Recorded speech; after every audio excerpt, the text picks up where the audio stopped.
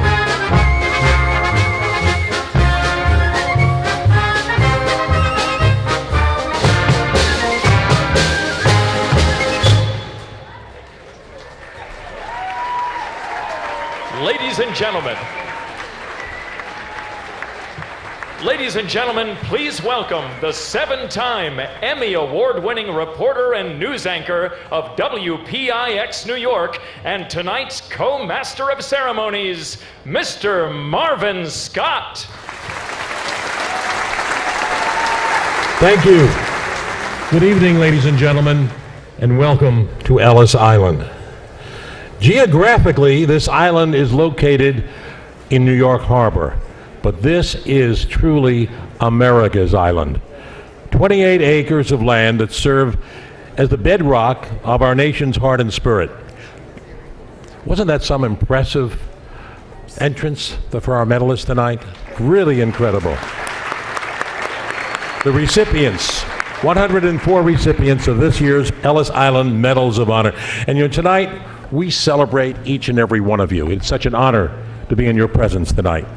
And as they came in, I couldn't help but think of our ancestors who came through here. It's a far cry from their entrance, those poor immigrants in those backpacks and the bulging suitcases. And some of them, in fact, had to give up their life savings to come here, just as some of you did tonight just to buy a table. You know, this is hallowed ground. It's rich in history and symbolism. And being here, I have to tell you, if you haven't already experienced it, it can be an emotional experience. And if you feel a goosebump, a chill, or shed a tear, it's quite all right. You're not alone. Because Ellis Island was once referred to as the Isle of Tears for the millions of grateful immigrants for whom this island was the portal to freedom and opportunity and new beginnings. If these walls, the walls in the Great Hall where you're going to have dinner tonight, could speak, you would hear a symphony of disparate voices crying out, "Thank you, America." In fact, 1 in 4 Americans can trace their roots to family members who passed through here. My father, he arrived here already an American citizen. You see, he was born aboard a ship under American registry almost 100 years ago. It is quite fitting that we gather here to honor this distinguished group of Americans, because the Ellis Island Medal celebrates the fulfillment of our ancestors' dreams. Their accomplishments, they humble us, and their stories inspire us, just as those of tonight's honorees. Now, in their diversity, our medalists form a tapestry of America. They represent 17 nationalities. They share different religious beliefs and shades of their skin. They stand, though, as one, Americans all. They don't need papers to prove who they are. Their deeds are their documents. In each, in your own unique way, you have weaved yourself into the very fabric of America. Now, as we sit tonight at Freedom's door and we look across the harbor, as I'm sure you did, at the glistening new edifice filling the void where 2 majestic buildings once stood, we sadly are reminded that somewhere in the world tonight, there are people whose resolve is to kill Americans. The threat is as fresh as yesterday's news. But just who is an American? Who are they really killing?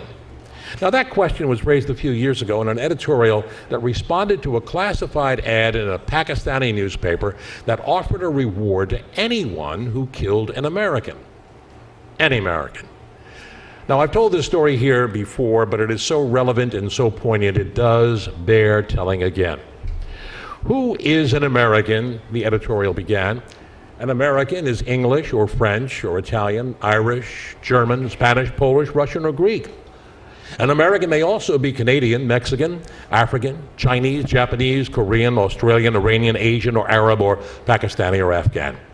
An American is a Christian, or he could be Jewish, or a Buddhist, or Muslim. The only difference, the editorial continues, is that in America they are free to worship as each of them chooses. An American is also free to believe in no religion, and for that he will answer only to God, not to the government or the armed thugs claiming to speak for the government and for God. Americans welcome the best of everything, but they also welcome the least. The national symbol of America, just across the way, that beautiful lady in the harbor, the Statue of Liberty, welcomes your tired, your poor, the homeless, the tempest-tossed. These, in fact, are the people who built America. The editorial goes on, so you can try to kill an American if you must. Hitler did, so did General Tojo and Stalin and Mao Zedong and other bloodthirsty tyrants in the world. But in doing so, you would be killing yourself. Because Americans are not a particular people from a particular place. They are the embodiment of the human spirit of freedom. Everyone who holds that spirit everywhere is an American, the editorial concludes. So tonight, we stand as one, each and every one of us as Americans. Famed attorney Clarence Darrow once observed, an idea is a greater monument than a cathedral. Medalists, your outstanding contributions to the greatness of our nation will ever stand as your monument. You exemplify the leadership, the ethnic pride, and unyielding commitment to the ideals we value most as Americans. Ideals that others who hate us have tried, but thank God have failed to destroy, because you simply cannot destroy the American spirit.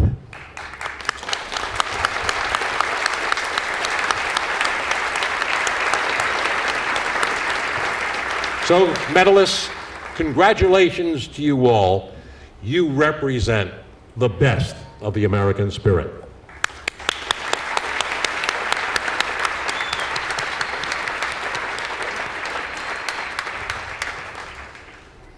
Now, for the entire 26 years of this ceremony, NECO has been honored to have the full participation of each branch of the U.S. Armed Forces. And tonight, I'm proud that we do have with us the 82nd Airborne Division, the 10th Mountain Division, the U.S. Army Special Operations Command, the United States Marine Corps, the United States Air Force, the United States Navy, and the United States Coast Guard. Welcome to you all.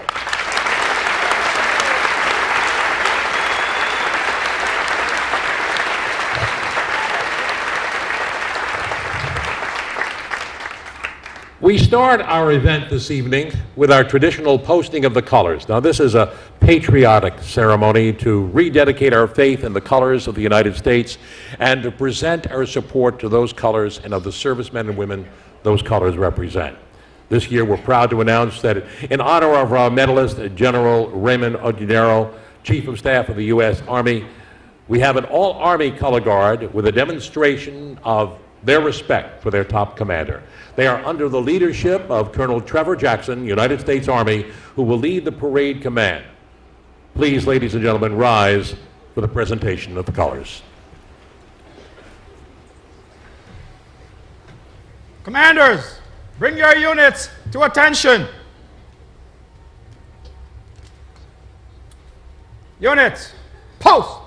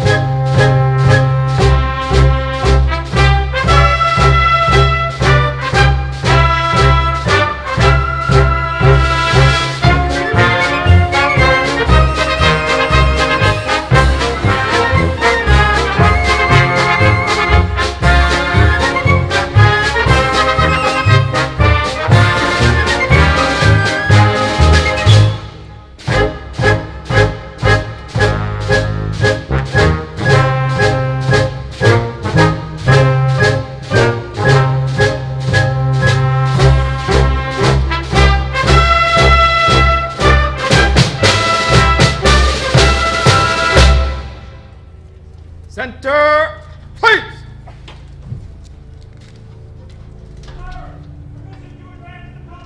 Permission granted. Advance the colors.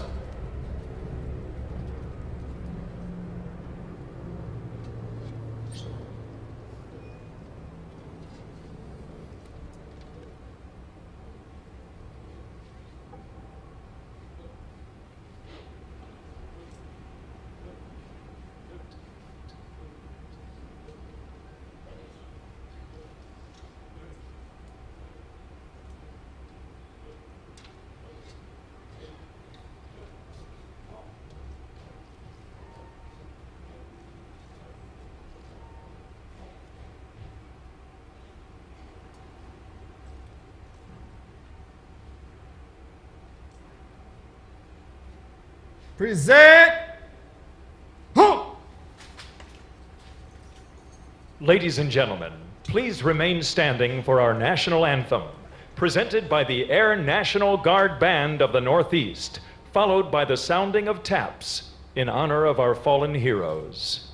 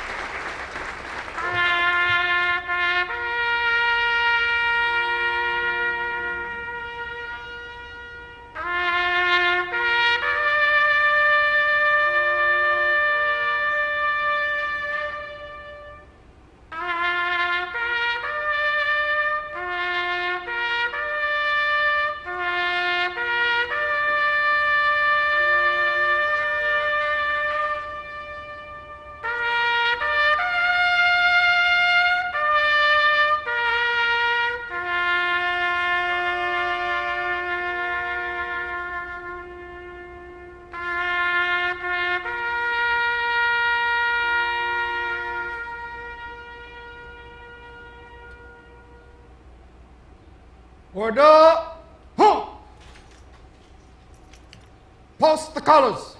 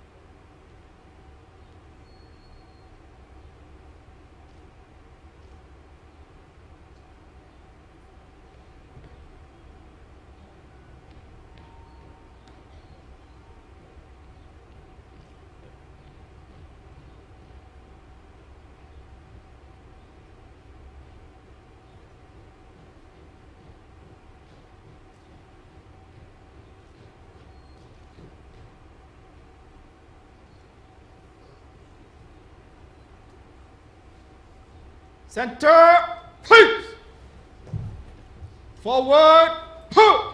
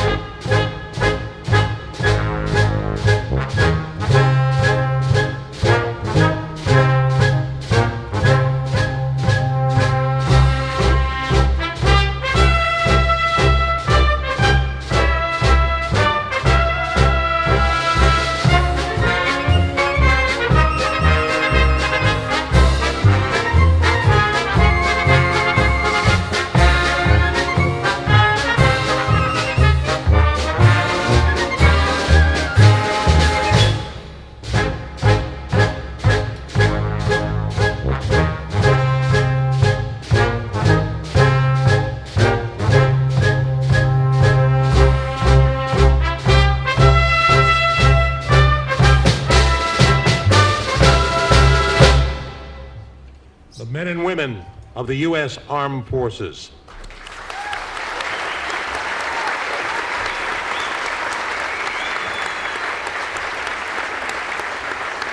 And as we celebrate tonight, we hold in our hearts and our prayers those courageous men and women who at this very hour stand in harm's way in far-off corners of the world. Ladies and gentlemen, I'd like you to ask you to remain standing as we welcome the Venerable Ani Samten Droma for an interfaith blessing.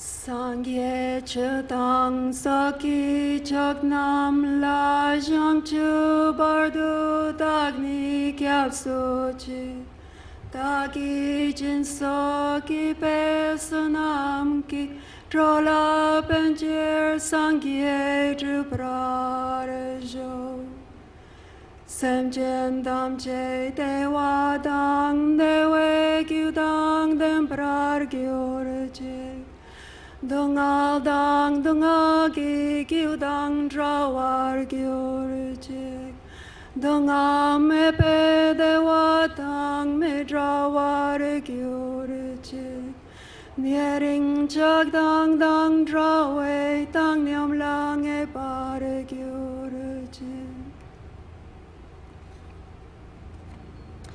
May those who set out on boats and ships succeed in fulfilling their heart's desires and safely returning to the water's shore, rejoice with their families.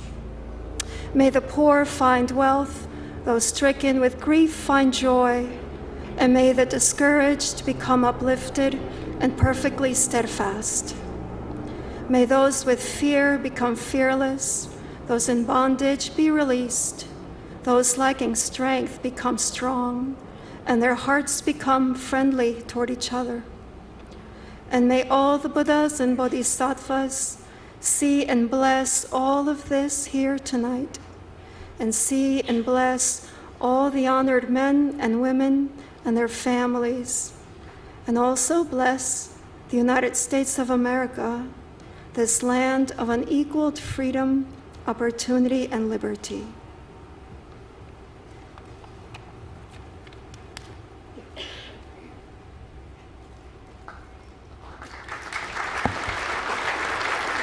Please be seated.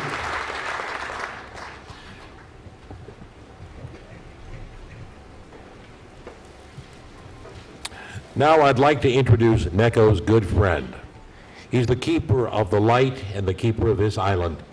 This island, which this year celebrates its 120th anniversary. David Lusinger of the Statue of Liberty and National Monument is the superintendent, and he is with us and supportive of Neko each and every year. And ladies and gentlemen, it's a great pleasure to introduce Superintendent Lusinger.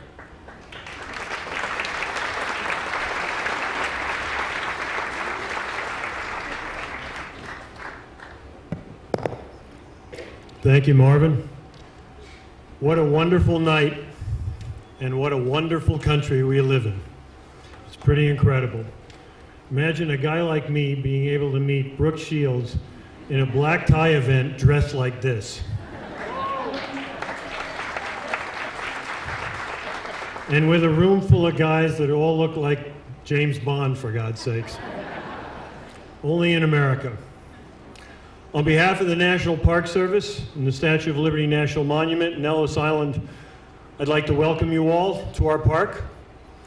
I'd like to give a special welcome to our men and women in the armed services, those who are serving now and those who have served in the past. Thank you very much for your service.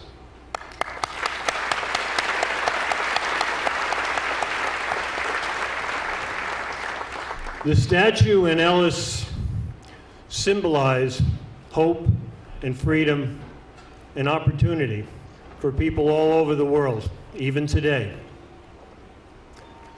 We here at this park celebrate a rich diversity of heritage, a heritage that has made this country the greatest nation on earth. We're proud of that heritage.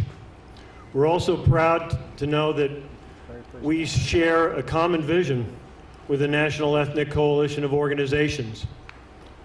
We both want to show through example that we are all brothers and sisters, that we all share a common bond, and that working together, we are so much greater than we are as individuals. That's what makes this night special. That's what makes this place special.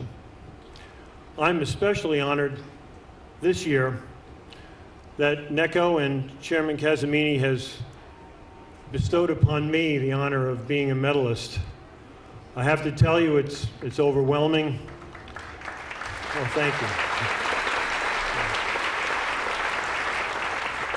It's quite overwhelming, and I'd like to be able to stand here and say that I worked really hard for this, but the truth of the matter is, I've been very blessed.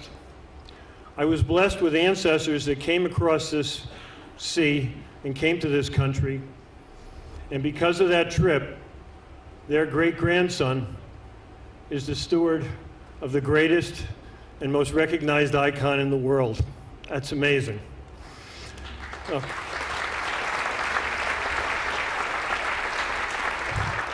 I'm blessed with having worked with some remarkable people during my career, including my former Deputy Superintendent, Frank Mills, who I share this honor with tonight. I'm blessed with having the best big brother a guy ever had. You know, folks in my generation think the kid on Leave It to Beaver had the best big brother. Not so. I did.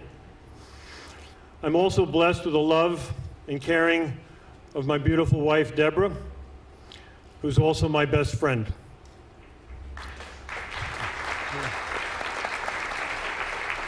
And finally, I have been blessed with having had a mom and dad who were the finest people I ever knew. They are with me in spirit every day and every night. And they taught me the secret formula for truly being a success. Simply make the world a better place because of your life in it. It's something I try to do every day, something these remarkable men and women have already done, and I am honored and humbled to be counted among them. Thank you very much, and welcome.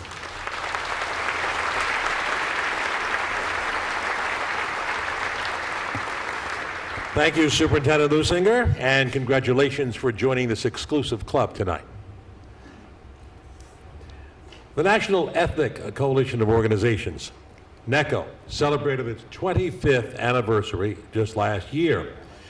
Now, it has thrived and it has grown since 1986, and through its humanitarian outreach has brought hope and help to tens of thousands of people in despair all around the world. Now, none of this would have been possible to have been done without the leadership of a man with a big heart, an Iranian immigrant who came to this country in search of the American dream and found it. And ever since he found success, he's been giving back. His leadership, his vision have been instrumental in expanding NECO's relief efforts at home and around the world. Ladies and gentlemen, it's an honor for me to introduce my friend, the chairman of NECO, Mr. Nasser J. Casamini.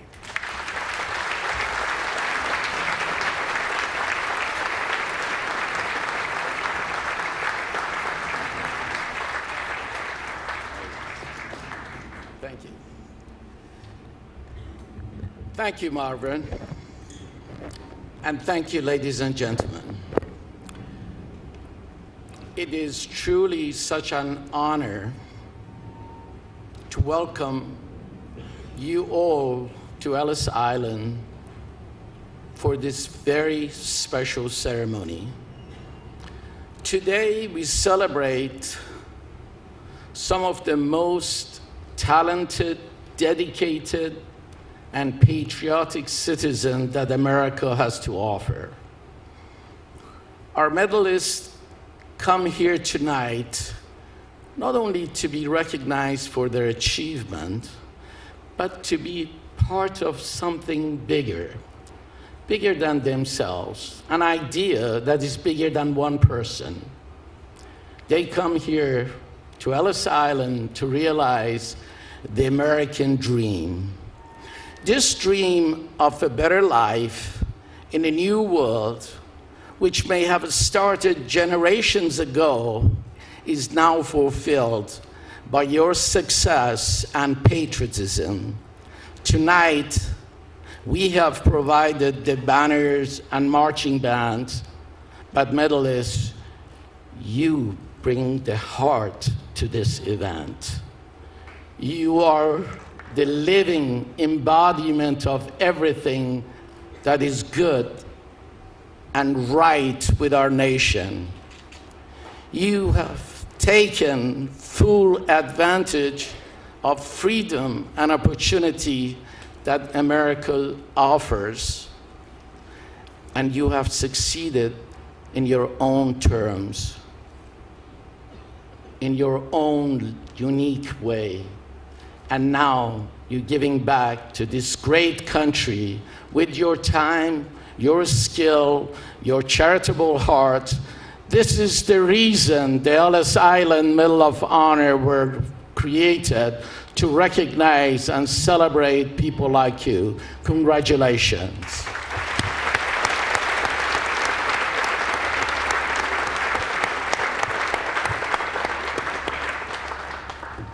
We are paying special tribute to all 5 branches of our armed forces. I'd like to thank every one of you, those fabulous people that they participated in the traditional posting of the colors, which opened our ceremony. This year, as every year, NECO celebrates our brave men and women in uniform. Each and every one of you are heroes to us. And you deserve our support for your dedication and sacrifice to protect our freedom. You have our gratitude. Thank you very, very much.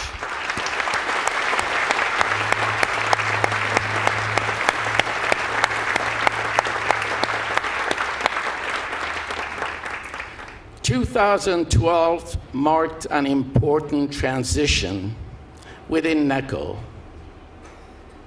My good friend, Lee Iacocca, stepped down from his role as a co-chairman of this organization.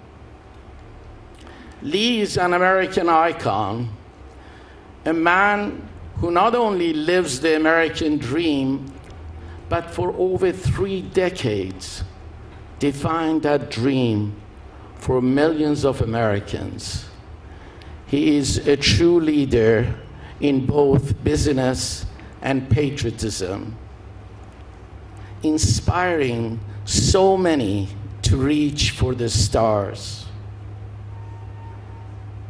John Quincy Adams, our second president, said, "If your actions inspire others to dream more, learn more, do more, and become more, you are a leader." And ladies and gentlemen, Lee Iacocca is a true leader.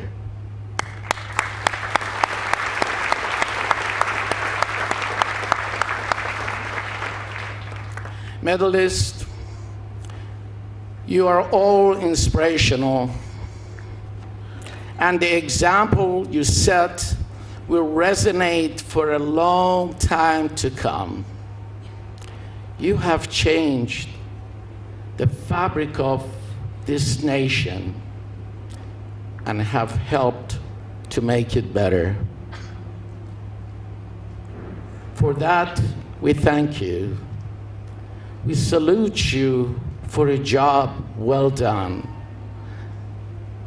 God bless you, and God bless the United States of America. Thank you so much.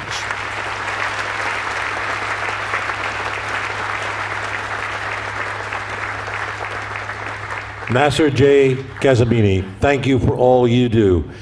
And behind Mr. Casamini, there is a woman who must be recognized. They are celebrating their 48th wedding anniversary, Yvonne Casamini. Congratulations. And with them tonight, their son, Nader. I'd like to recognize him as well. Thank you. Every branch of the military service plays its part in the defense of freedom. Now tonight, we honor 9 military officers. We honor them as individuals who have achieved rank and honor. We also pay tribute to them as representatives of all the men and women in uniform here and around the world who stand in harm's way to protect our freedom.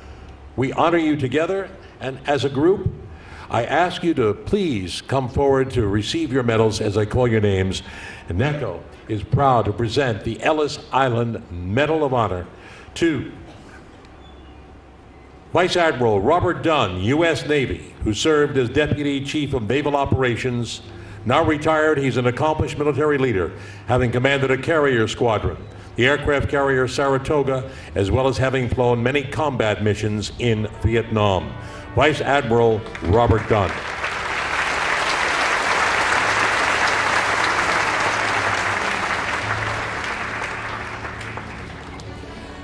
Vice Admiral Robert S. Harward is the Deputy Commander, U.S. Central Command.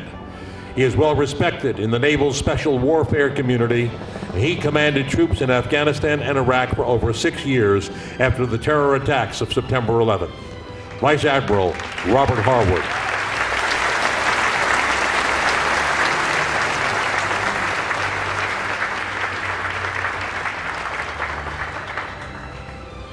Lieutenant Colonel Edward Monroe, U.S. Air Force, is a member of the original Tuskegee Airmen, the first African-American aviators in the United States Armed Forces. He now serves as the president of a local Tuskegee Airmen chapter where he not only keeps the legacy of these brave men alive, but ensures that younger generations appreciate the sacrifices made by those men. Ladies and gentlemen, Lieutenant Colonel Edward Monroe.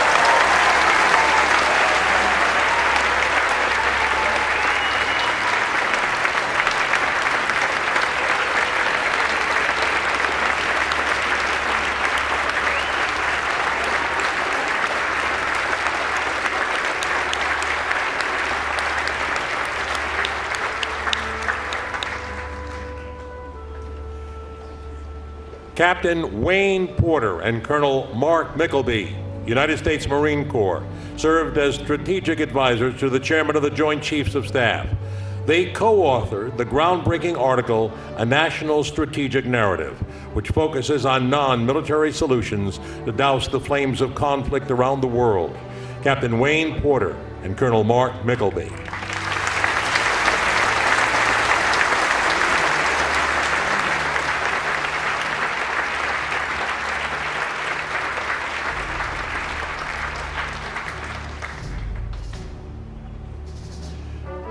Brigadier General Joseph Osterman is the commanding general of the Marine Corps Recruiting Command in Quantico, Virginia. He served as an advisor to the Iraqi Army during Operation Iraqi Freedom and was later deployed to Afghanistan as commanding general. He commanded the 1st Marine Division Forward. His many decorations include the Defense Superior Service Medal and the Bronze Star. Brigadier General Joseph Osterman.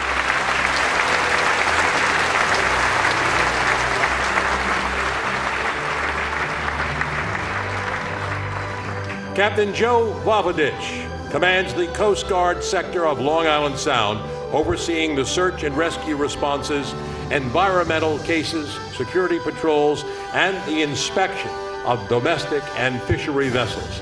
He has been awarded the Legion of Merit, 3 Coast Guard Meritorious Service Medals, along with numerous commendations. Captain Joe Vavadich.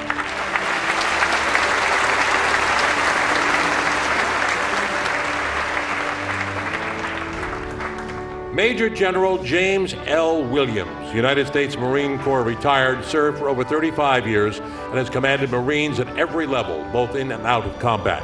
In Iraq, his team of military, civilian, and coalition forces were recognized for their successful negotiations with insurgents, which resulted in the so-called Sunni Awakening.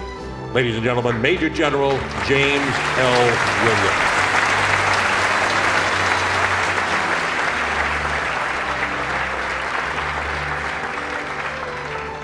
General Raymond T. Odinero is the Chief of Staff of the United States Army, making him the most senior uniformed officer assigned to serve in the Army.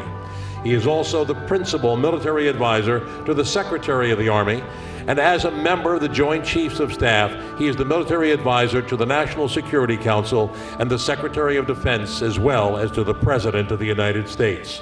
General Odinero's awards and decorations include four Defense Distinguished Service Medals, 2 Army Distinguished Service Medals, and the Defense Superior Service Medal. His proudest medal, however, is that of husband, father, and grandfather. He married his high school sweetheart, with whom he has 4 children and 3 grandchildren. Ladies and gentlemen, we're proud tonight to award the Ellis Island Medal of Honor to General Raymond Odinero.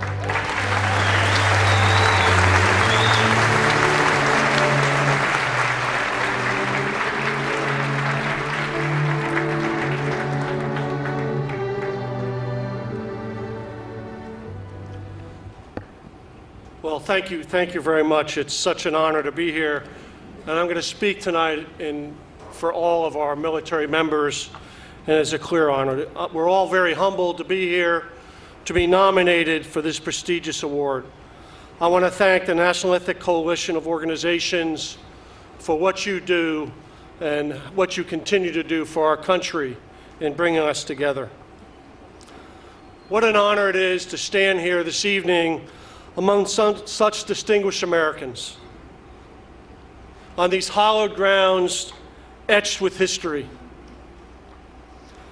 120 years ago, immigrants from around the world came here to Ellis Island looking for a better life, and this great country opened their arms to them. And since then, many have found opportunity in serving their adopted country by wearing the uniform. And the diversity that is provided in our ranks is the source of the strength of our services and the strength of our nation. Our soldiers, sailors, airmen, Marine, Coast Guardmen guard the gates of freedom around the world as we sit here tonight. And I am awed by their steadfast dedication, enduring values, professionalism, and selflessness in their need to serve. And so with all the branches of the military represented here, we are united through our diversity, sharing the common cause to preserve and build upon the accomplishments of the past and present of our brothers and sisters in arms. Hundreds of thousands of Americans have given their lives in order for us to enjoy the liberty and freedom like no other around the world. And in the last 10 years, over 6,000 Americans have given their lives to protect our freedoms and to ensure that our children and our grandchildren will be able to grow up and live the diversity that we so cherish. And I can't help but think as I stand here tonight, us in uniform understand personal and physical courage. But I think back upon our ancestors who had that courage to walk through these doors in order to seek a better life for their families. And that's what makes this country so great. So in honor of all of us here tonight, thank you so much from us in the military. We are so proud to be a part of this tremendous event. May God bless America. Thank you very much.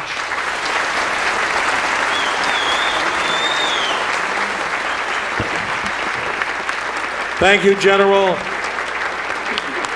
We salute all of our military medalists.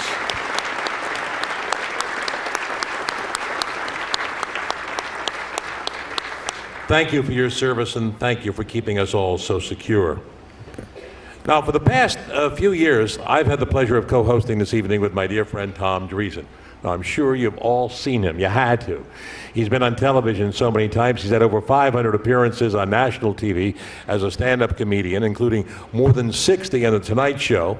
He's a favorite guest of David Letterman, where he has also served as a guest host. He performs in every major showroom in Las Vegas, and for 13 years he toured the nation as the opening act for Frank Sinatra. And he's performing his one-man show, an evening of laughter and storytelling of Sinatra. If you're here for a long weekend, be sure to catch him tomorrow night. He's at Feinstein's at the Regency Hotel, 61st Street and Park Avenue, 8 o'clock. I'll be there. Why don't you come and join us, okay? Ladies and gentlemen, he's also been to Iraq to perform for our troops. He's a true American, a medalist. He received the Ellis Island Medal of Honor back in 2005. Please give a warm welcome to Necco's friend and my dear friend, Mr. Tom Dreesen.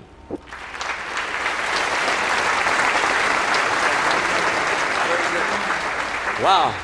I knew he was a great master of ceremonies, but he repeated what I wrote so perfectly. Thank you, Marvin. Thank you so much. It's always a great honor to come back here to Ellis Island. I'm originally from a suburb on the south side of Chicago called Harvey, Illinois, is my hometown. And I went back there, I was just back there a while back for a school reunion. And by the way, folks, if you haven't been to a school reunion, for God's sake, don't go. They have old people there who claim they were your classmates. And one of my teachers came up to me and said, "Truth," he said, "You don't remember me," but I said, "Yes, I do. Your name is Richard Bruno, and you teach algebra." He said, "That's amazing." I said, "Listen to this. X to the 5th power times X to the 5th power is X to the 10th power, because in algebra, you don't multiply exponents, you add them." He said, "That's incredible."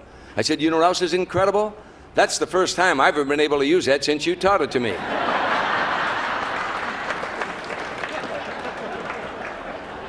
I sat here with all of you, and probably with the same thoughts going through my mind that is going through yours. Why on earth are they honoring me? Why were they honoring me? They're saying, and NASA says it so well, that through your charitable work that you changed the fabric of America. And I was thinking, but wait a minute, that I'm allowed to live in a country that gives me the freedom to, if I work hard, I can achieve the American dream. I got that because my grandfather and grandmother, like your grandparents, came here to this island because they had the courage to come here to this foreign land to them and to carve out the American dream. So you're honoring me, and you say it's because of charitable work. Well, where did I learn those core values? From those grandparents. So I know how you're all feeling. You're saying to yourself tonight, this isn't my award, this belongs to them. And you're right, it does belong to them, but it belongs to you because you continued on in that tradition, and you gave back so that this country can be the greatest country that ever has been put on the planet Earth or ever will be. So I applaud all of you tonight. Thank you.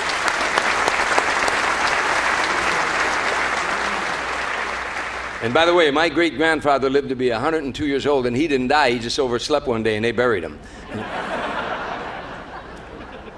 Now, the Ellis Island Medals of Honor are bestowed upon Americans, both native-born and naturalized, and on very special occasions, we honor a person whose efforts on behalf of those less fortunate remind us that compassion and humanity has no bounds. One such person is our next medalist, Dr. Vanda Pignatto. Is the First Lady of El Salvador and a dedicated advocate on behalf of women and children, both in El Salvador and around the world. She holds the office of the Secretary of the Social Inclusion, which ensures access to humanitarian services to all El Salvadorian people, and she recently spoke in Washington, D.C. on International Women's Day, presenting her Woman City initiative that would address gender-based violence, reproductive health, and economic empowerment for women, as well as encourage their social and economic autonomy. Ladies and gentlemen, please join me in welcoming one of our international medalists, the First Lady of El Salvador, Dr. Vanda Pignatto.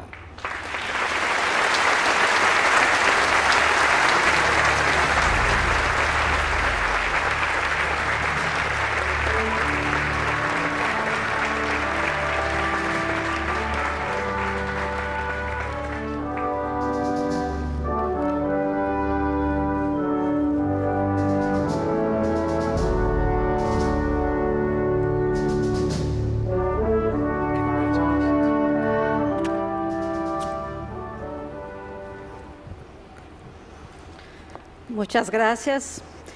Deseo agradecer a los organizadores desse maravilloso evento, a quienes impulsaram a decisão de hacerme merecedora desse reconhecimento que resgata os valores, a solidariedade, o apoio mútuo, a compreensão e a diversidade. Good evening.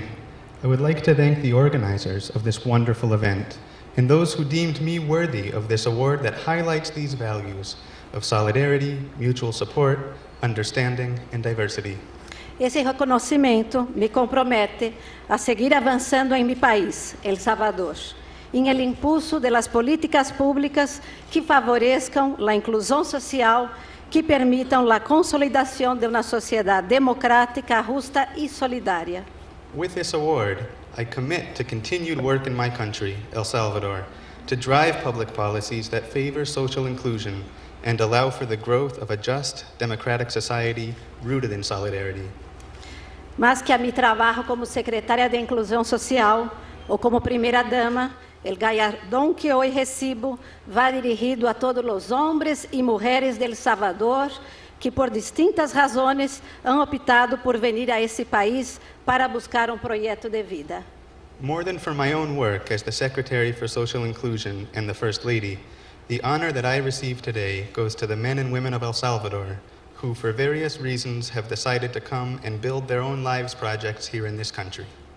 De igual maneira, constitui estímulo a todas as mulheres salvadorenhas que sofrem de exclusão e marginação e que han começado a ser atendidas em el programa Ciudad Mujer, que com muito honor lo dirijo. This award also serves as motivation for all those Salvadoran women who suffer from exclusion and marginalization and who are now served by the Women's City program that it is my honor to oversee. Les agradeço porque com esse ato, ustedes contribuirão a visibilizar de los maiores déficits de nossa história recente, como é a falta de políticas públicas a favor de las mulheres, em particular de los excluídos em geral. I am grateful to you because through this action, you are helping to make visible one of the great shortfalls of our recent history, a lack of public policies in favor of women in particular and excluded groups in general. Además, porque este reconhecimento que hoje recebo, e com muito orgulho sou a primeira latino-americana a recebê-lo, constitui respaldo a las ações que desde o governo o presidente Funes viene impulsando para superar esse vazio. Moreover, I am grateful because the award that I receive today, and with great pride as the first Latin American to receive this award provides important support for the action that the government of President Funes is taking to bridge these gaps. Todo mi trabalho tem como inspiração o imenso amor hacia mi hijo Gabriel e mi esposo Mauricio Funes. Em nome desse amor, de los valores de la democracia, de la inclusão, de la libertad, de la tolerância, recebo com orgulho esse prêmio. My work is inspired by my immense love for my son Gabriel and my husband Mauricio Funes, and it is the name of this love in the values of democracy, inclusion, freedom, and tolerance that I proudly accept this award. Muchas gracias. Thank you very much.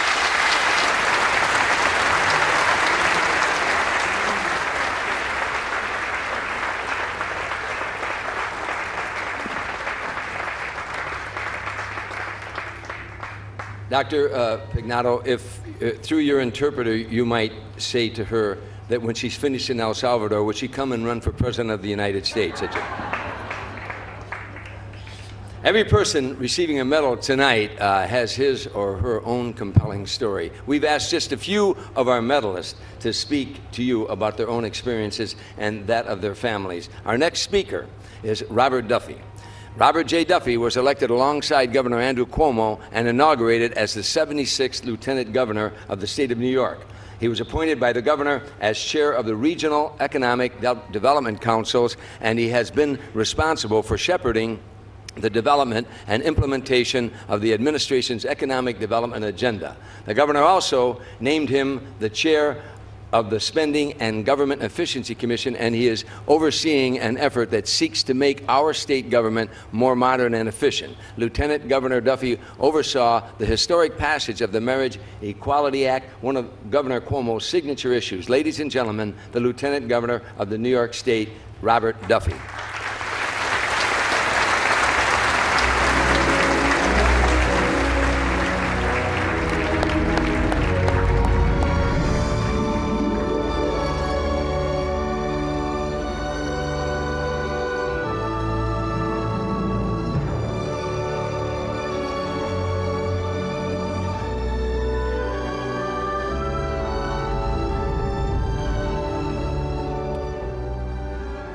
Good evening. I am absolutely honored to be here tonight. I want to start by thanking NECO, Chair Casamini, and a great staff at this wonderful organization for making this night possible. I want to thank, in the third row, my beautiful wife, Barbara, of 27 years, and I have two beautiful daughters with her. I want to thank them for all of their support. In the audience also is the Superintendent of the New York State Police, Joseph D'Amico. I would like to thank him for his nomination for the night's award. Thank you. I also want to extend my congratulations to all the medal winners, and I want to start by also following the great General's comments today and thank the men and women who serve our country, both current and in the past. I delivered a commencement address today up in Rochester to a group of college students. I asked them to make sure they thank those men and women who serve our country every day and thank veterans, because I, like all of us here, have enjoyed the freedoms, have enjoyed the ability to worship where I want to worship, to be able to do what I choose to do, to have a life that I absolutely love because of those who made sacrifices that came before us. And I think tonight just reinvigorates that sense of pride and national spirit in the greatest country on earth. And I want to thank those men and women for what they have done for all of us. I'll give them a round of applause. I will just close by saying I am the grandson of immigrants who came through Ellis Island from Ireland, who had those opportunities put before them that the chairman talked about last night. And it's often hard to imagine what those immigrants felt coming into the harbor and seeing the Statue of Liberty and then coming on this land and what they went through and what they have done to create this great country. It is humbling. It is an honor to be here. And I thank NECO and all of you for keeping this spirit alive, for what you do for this great country.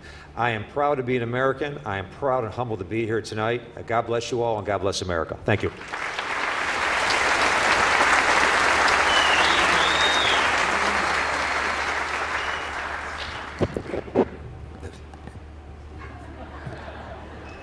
I know you played basketball somewhere along the line. I know you did. Our next medalist has an inspiring personal story. Leena Doshi was born in Bombay, India, and came to the United States in 1973. In 1985, after working at Flushing Hospital for 8 years, the entire radiology department was fired. But that adversity defined her future success. She started her first private practice, and today she operates 30 radiology centers in New York and Florida. In 1997, she started the Doshi Difference Program, an enrichment program for math and science. She's in the process of opening the first STEM, Science, Technology, Engineering, Mathematics Charter High School in collaboration with the State University of New York.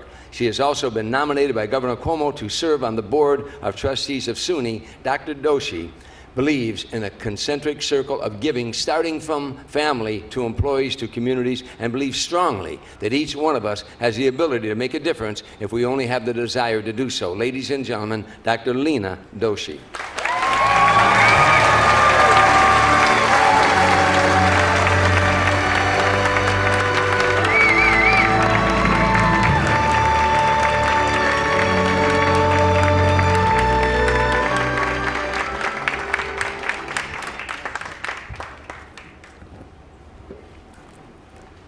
Good evening. What an evening. Thank you, NECO, for this honor. I would like to thank Asian Initiative of American Cancer Society for nominating me.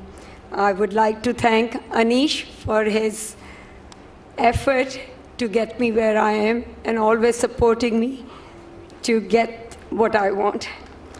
My heartfelt congratulations to all today's recipient, at this great award ceremony.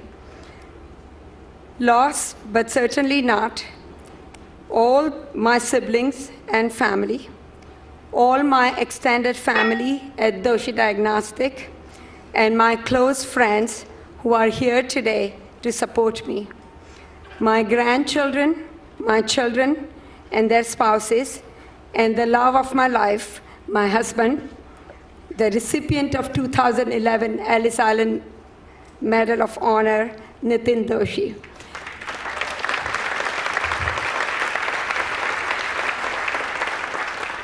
My special welcome to Nile, my grandson, who insisted he wanted to be there, and Anjali Berry, who decided to join today also. I love you all. I'm most humbled by this occasion, the award, the pageantry, the honorees, and the opportunities to address all of you. When I first heard that I would be bestowed this honor, I could not help but close my eyes and allow my mind to revisit my journey to America. How did I get here? In a moment, I was back in Bombay, back to my childhood home, sharing a small room with my parents and 3 siblings. We had no running water, no telephone, no refrigerator, only sporadic electricity. Then, with a blink of eye, I was transported to 1973, when I boarded plane from Bombay to USA, with no tears, no fears, and no doubts. Since 1973, life has brought me many experiences, many opportunities, and many successes. I'm grateful to this nation that welcomes you, embraces you, and before you know, absorbs you.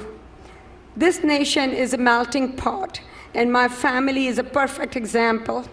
Today, my grandchildren carry heritage of India, Germany, Italy, Scotland, and many other nations.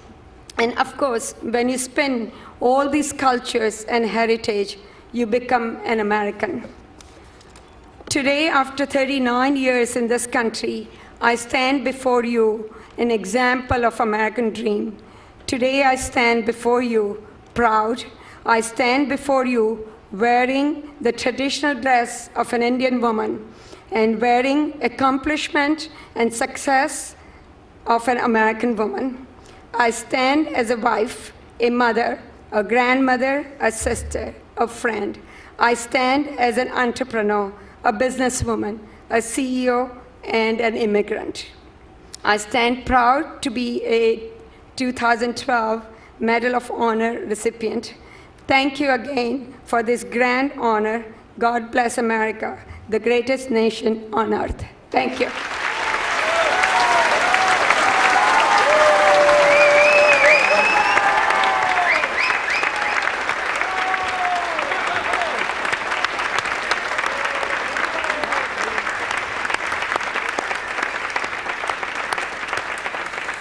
Well done, well done.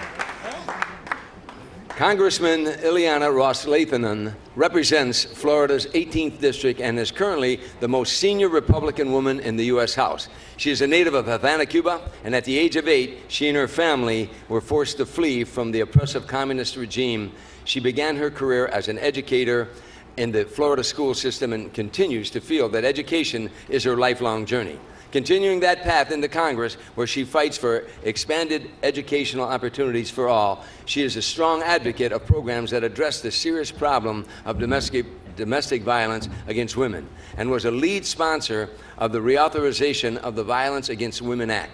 In 1982, she was elected to the Florida State House of Representatives and the Florida Senate in 1986, becoming the first Hispanic woman to serve in either body. She is currently the chairperson of the House Committee of Foreign Affairs, which gives her a voice to fight for greater human rights for all. Ladies and gentlemen, Congressman Ileana Ros-Lehtinen.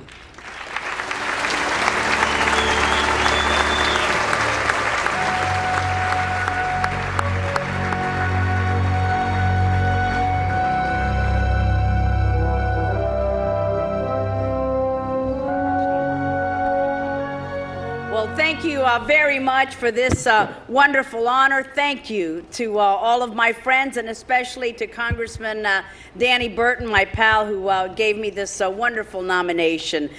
We may have all come from different backgrounds and different walks of life, but we have one thing in common. We are all Americans. The story of Ellis Island, as we know, exemplifies the greatness and the strength of this wonderful country. Indeed, the journey of all immigrants yearning for a better mañana is a uniquely American story. This country opened its arms to my family and to me when we fled the Castro regime in Cuba. We came here with nothing but hope and determination. This country gave my family the greatest thing that an individual can have: freedom, libertad. The freedom to experience the dignity of an honest day's work, the freedom to provide for your family, and most importantly, the freedom to give your children the opportunities that you might never have had. The reality is that this is what has kept me focused during my years in Congress. Some say that our country has been too divided. Some say we have too much gridlock. But it is these differences that make us strong. Our diverse opinions and spirited debates enhance our democracy. To think that an 8-year-old girl who spoke no English and who came from an island nation suffering under a brutal dictatorship could grow up to become the first Hispanic woman elected to the greatest deliberative body in human history says everything that you need to know about what America is all about. And tonight,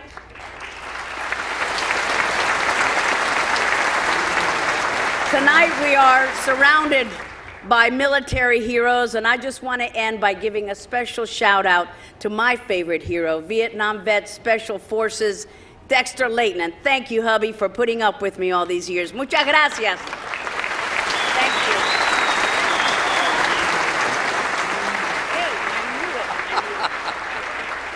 Thank you. Thank you very much, Congressman. Dr. Peter Groos was a driving force in the founding of the Max Planck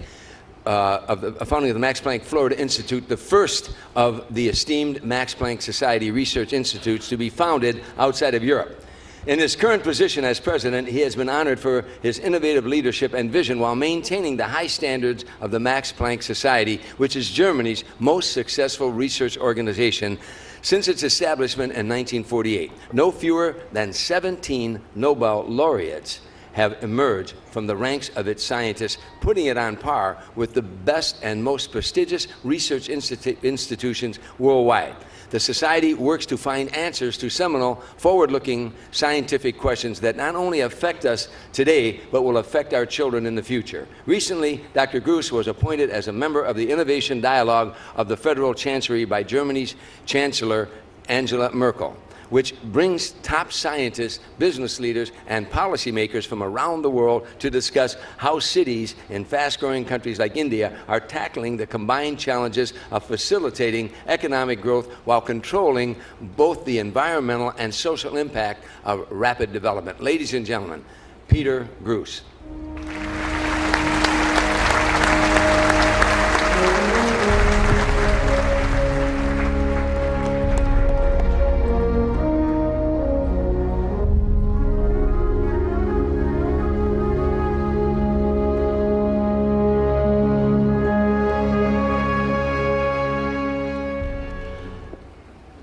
Ladies and gentlemen, I'm truly overwhelmed to stand here tonight as a recipient of the Global Humanitarian Ellis Island Medal of Honor.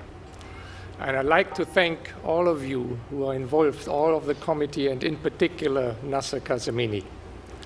As a president of the Max Planck Society, I have the great privilege to help shape the best science, not only in Germany, but in places all over the world. For example, as you said, our Max Planck Florida Institute dedicated to brain research. The 32, actually, Nobel Prize laureates who have been working at the Max Planck Institute and at our predecessor organization, are a testimony of the exceptional research delivered at our 80 institutes. Ellis Island represents the visionary power of thousands of immigrants to master unknown territories. Their contributions to the community through their courage and determination have been immense and have made this country what it is today. I feel that scientists are also pioneers, continuously charting new territory and exploring new frontiers.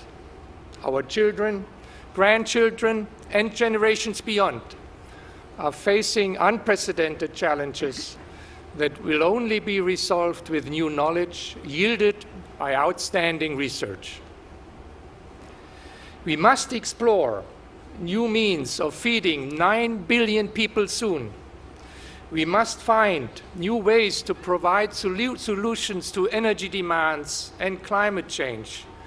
And we must discover how to maintain health in an ever-aging society. The global society charges us scientists with providing solutions to problems like these. We at the Max Planck Society have taken up this challenge and do everything in our power to meet this challenge. It is therefore not only on my behalf that I would like to accept the Ellis Island Medal of Honor, but on behalf of my 20,000 colleagues at the Max Planck Society who use their best efforts to make the world a better place to live in. Thank you very much.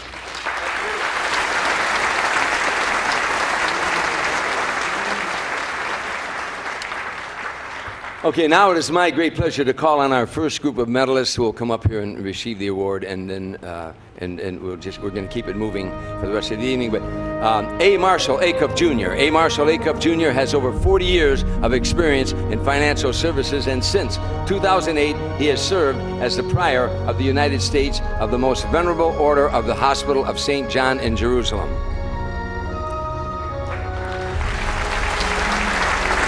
Michael W. Allen. Michael W. Allen is a technology and education pioneer serving as the CEO of Allen Interactions and Allen Learning Technologies, which creates educational software that is revolutionizing worldwide cognitive learning.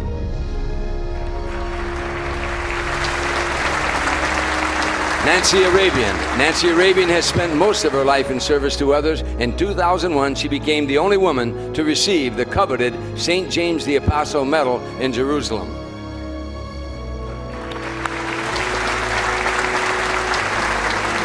Neil Berg. Neil Berg is the great-grandson of immigrants who came to Ellis Island in the 1900s. He is a lifelong New Yorker, as well as an award-winning composer and Broadway producer who has raised millions for charities throughout his fundraising concerts.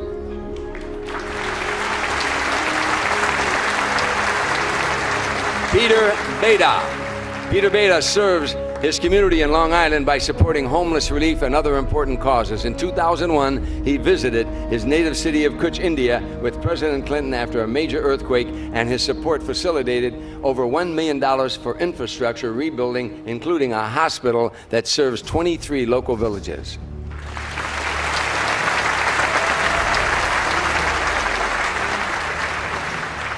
Ravi Shankar Buplapur. Ravi Shankar Buplapur is the leader in both financial and educational fields. He is the president of Xavier University School of Medicine, and he is the founder and chairman of Gift of Life India. And he is a major philanthropist to many other important humanitarian causes.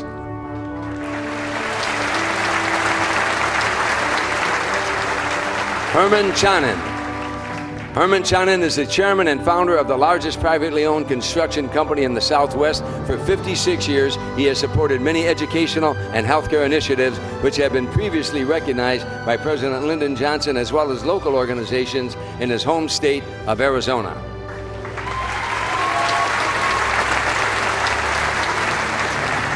Sam Chang. Sam Chang is well respected in the Chinese American community as an entrepreneur and the owner of McSam Hotel Group and Mike Sam Construction. Since opening his first motel in 1997, he has developed more than 60 properties in the tri-state area.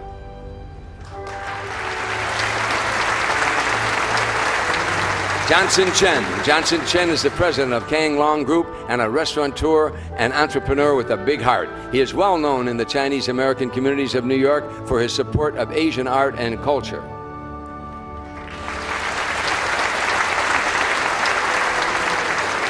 Sanjeev Chopra. Dr. Sanjeev Chopra is a professor of medicine at Harvard Medical School and a senior consultant in hepatology at Beth Israel, Boston. He has 5 books to his credit, including The 10 Tenets of Leadership, to be published this year.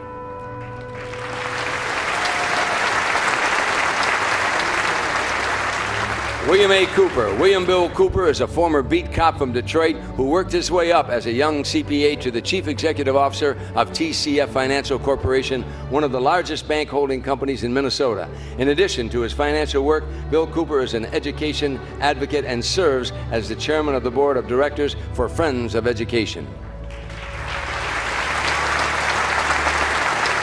Annie Falk.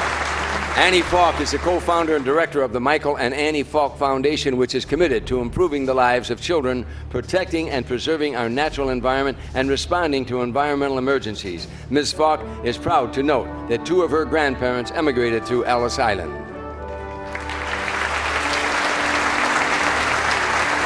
Leonard A. Ferrari. Leonard A. Ferrari, Ph.D., is the Executive Vice President and Provost of the National Postgraduate School. Dr. Ferrari's deep technical research and data compression and graphics is at the forefront of signal and imaging processing, keeping the U.S. military at the cutting edge of data transmission technologies.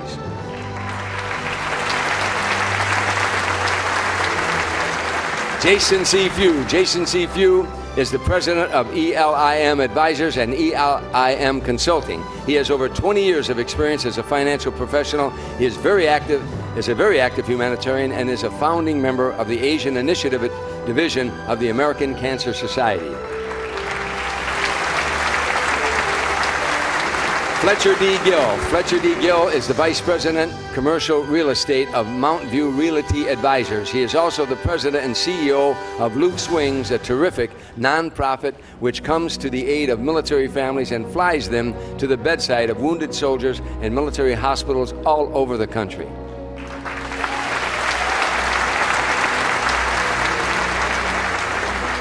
Nishan Gutsuzen. Dr. Nishan Gutsuzen is a professor of anesthesia at Harvard Medical School. In addition to his noted research in pediatric anesthesia, he often donates his medical expertise, particularly in Armenia, where he has organized disaster relief efforts and established a rehabilitation center.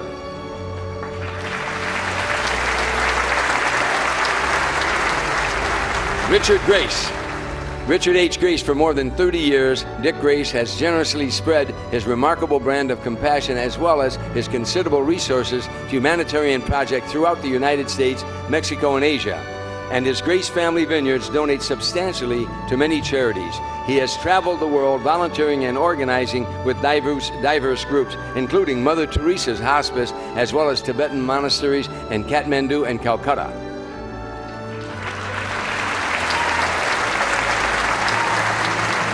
Chung Wahong. Chung Wahong has worked in the nonprofit sector for 20 years and is now the executive director of the New York Immigrant Coalition, which teaches immigrants about civic responsibility and encourages their development into upstanding citizens.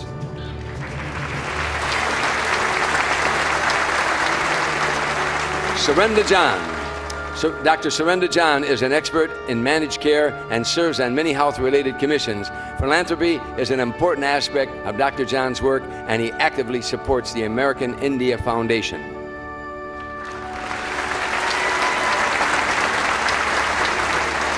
James J. Jimerson. James J. Jimerson, Esquire, is a well-respected attorney known for representing major corporations as well as the common man. He has many charities that he supports and serves as chairman of the Afternoon All-Stars program serving youth in crisis.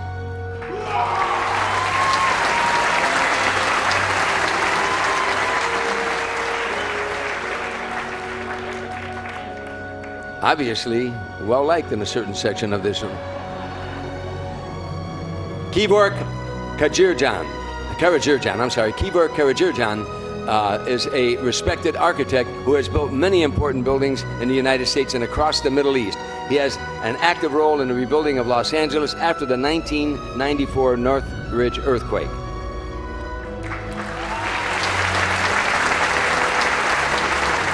Henry Kang. Henry Kang is the chairman and co-founder of Sunny Marketing Inc. He supports many humanitarian causes and co-founded Korean American Helping Hands, which advocates on behalf of leukemia patients.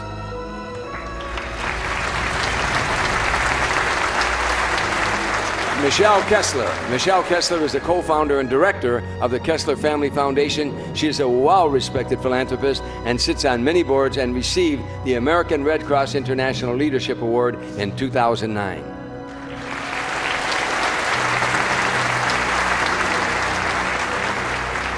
Howard Kessler. Howard Kessler is a lifelong entrepreneur and financial services professional and pioneered the concept of affinity credit cards for MBNA banks. He and his wife Michelle are active humanitarians and the founders of the Kessler Family Foundation.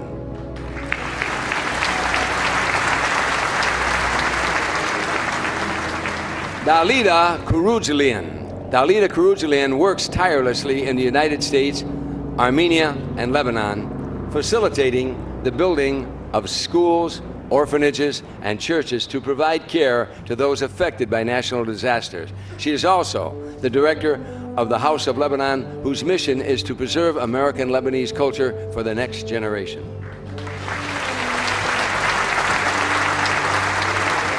Dong Sak Kim. Dong Sak Kim is an accomplished Korean American advocate. He is the founder of the Korean American Voters Council, which organizes voter drives, union disputes, as well as raising civic awareness and participation in the Korean American community.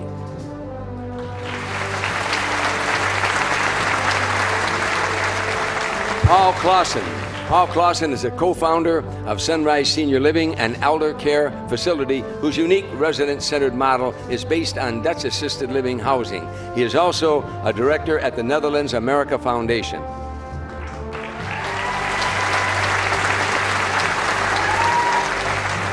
Declan Kelly. Declan Kelly was appointed U.S. Economic Envoy to the Northern Ireland at the U.S. Department of State by Secretary Hillary Clinton in 2009. He has been awarded the American Irish Historical Society's Gold Medal for his contributions to Irish American culture.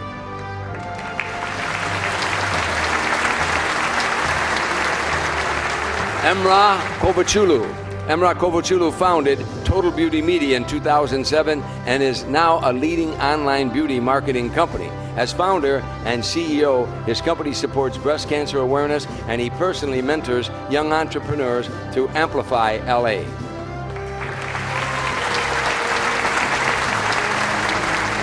Thomas Lee. Dr. Thomas Lee is a respected pediatric eye expert and the director of the Retina Institute of the Vision Center at Children's Hospital, LA. In addition to bringing sight to hundreds of children, he has developed an open source teaching technique that is revolutionizing medical curriculums in developing nations.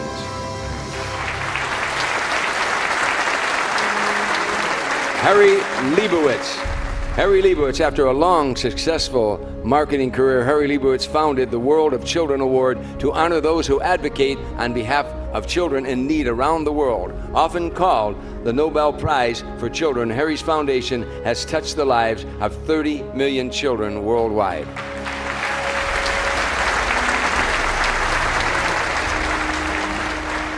Hoi Ken Leung. Hoi Ken Leung has dedicated himself to inspiring healthy living and nutrition in the Asian American community. He founded Zen Martial Arts and Meditation Center and sits on many boards that facilitate commerce and cultural exchange between the United States and China.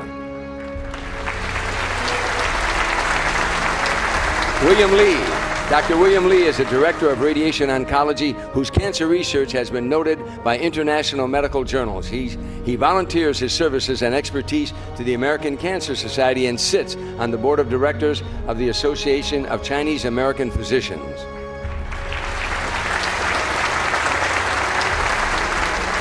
Emily Lin. Emily Lin is an architect whose work can be seen all over the tri-state area in China. She recently built a residential tower for the Chinese government at the UN, and she sits on many boards related to Asian American economic development.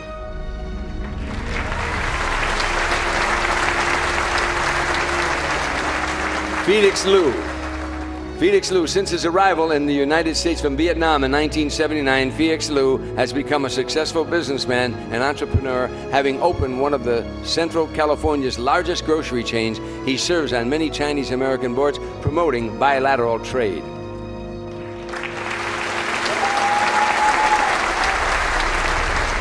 David E. Luzzi. David E. Luzzi, PhD, is the Executive Director of Strategic Security Initiative at Northeastern University. He previously led the United States Air Force Scientific Advisory Board, and upon stepping down in 2008 was awarded the Meritorious Civilian Service Medal of the Air Force.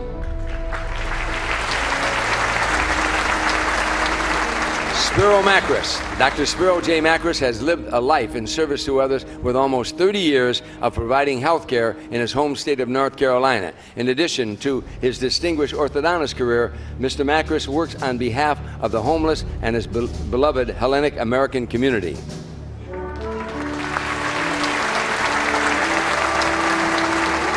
Kai Dan Mai. Dr. Kai Dan Mai is a dental surgeon with a long list of awards for her periodontics and implant procedures. She is an avid fundraiser for the American Cancer Society and volunteers at the New York Senior Citizen Center.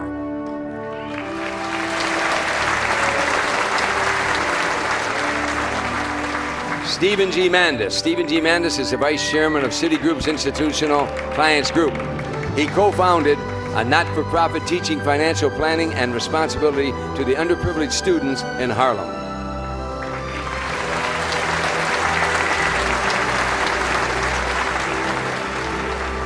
John Mattiacci. John A. Mattiacci is the CEO and Dean at Temple Podiatric Medicine at Temple University. He sits on many healthcare-related boards and unions.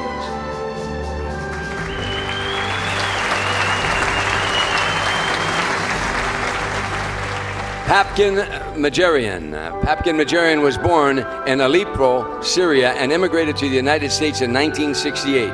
He is strongly committed to Armenian youth and has been a supporter of the Armenian Sisters Academy in Randolph, Pennsylvania, and many humanitarian relief endeavors throughout Armenia and Jerusalem.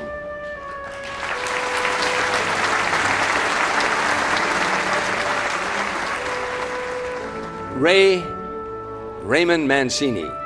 Ray Boom Boom Mancini is a boxing legend who held the lightweight championship from 1982 to 1984. He officially retired.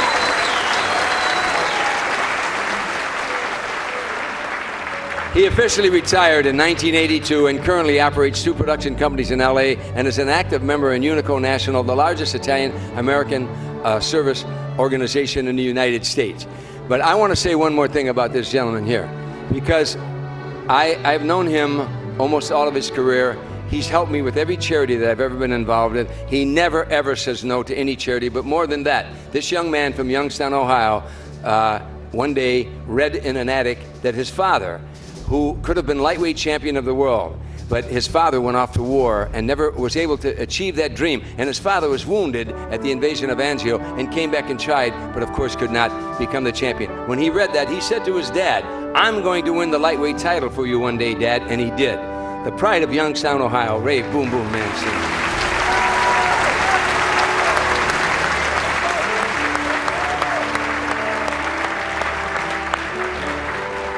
And now I have a surprise medal presentation for a very special person. Our next medalist has been a member of the NECO Board of Directors since its inception and has graced us with her vision, enthusiasm, and especially her compassion for others. Helene Irma der Stephanian is not only an accomplished businesswoman, but also ardent an ardent cultural advocate. Most recently, Helene helped facilitate a meeting with the Armenian government, which resulted in Neko hosting Armenia's President Sarkisian for his first visit to Ellis Island. This new relationship will continue when Neko travels to Armenia to discuss bringing life-saving pediatric care to the Caucasus region. This is an honor long, long overdue. I'd like to ask Helene der Stepanian to the stage to accept her medal.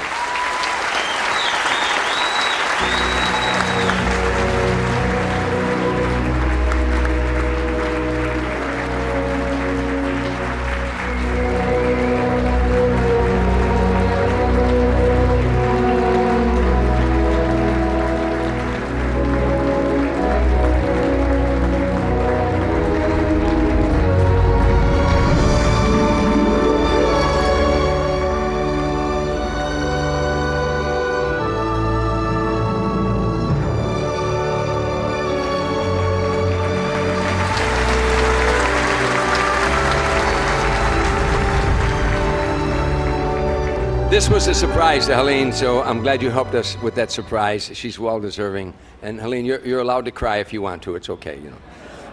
That was great. And before I turn the podium back over to Marvin, Neko would like to recognize two medalists who are not with us tonight. Helen K. Person was unable to be with us this evening. Ms. Person has just celebrated her 92nd birthday and is a well-known philanthropist whose generosity has supported many arts organizations. And also we want to pay tribute to the boxing legend Angelo Dundee, the great trainer who guided Muhammad Ali and Sugar Ray Leonard to boxing glory. He passed away last month at the age of 90. Our sympathies are with his family. Let's have a nice round of applause for all of our medalists. My brother. Thank you, Tom. Thank you for adding a bit of levity this evening. We have so many inspirational stories to share with you, and I'm going to share one right now and tell you about Gerda Weissman Klein. Our next speaker is not an Ellis Island medalist. She is the granddaughter of a medalist who unfortunately is unable to be with us this evening. But the life of Gerda Weissman Klein is so inspiring, we wanted to share it with you. Let's flash back. September 3rd, 1939. 15-year-old Gerda Weissman's life changed forever when the Nazis invaded her hometown in Poland. And this brave young woman lost her only brother and her parents at the Auschwitz concentration camp. With her family gone, Gerda all alone, she survived the ghetto, deportation, a series of slave labor and concentration camps, and that infamous 350-mile death march from a Polish-German border to southern Czechoslovakia. Over 2,000 young women began that death march in late January of 1945. And by May, fewer than 120 of them had survived to be liberated by American forces. Gerda and the others who survived were liberated by two officers in Volery, Czechoslovakia. Now, at the time of her liberation, Gerda weighed 68 pounds. Her hair had turned white. And she had not bathed in over 3 years, and it was the day before her 21st birthday. Now, one of the young men who liberated her was a German-born American Jew named Lieutenant Kurt Klein, whose family had sent him to America at the onset of World War II. Sadly, Kurt would learn that he too lost his parents at Auschwitz. They had both lost their families, but in each other they found true love. They were married in Paris in June of 1945. They settled in upstate Buffalo, New York, where they raised their children. And Gerda, she began to write and speak about her brave story of surviving the Holocaust. Matter of fact, she has written 9 books. Gerda's classic autobiography, All But My Life, has been perpetually in print for 55 years now, and currently is in its 66th edition. It is the basis of the 1995 Oscar and Emmy-winning documentary, One Survivor Remembers. Gerda is unable to be with us tonight as she is recovering from major surgery at her home in Arizona. But we are very pleased to have with us her granddaughter. She's here to accept the medal on her behalf and tell you why this award means so much to her. Ladies and gentlemen, please welcome Alyssa Ullman.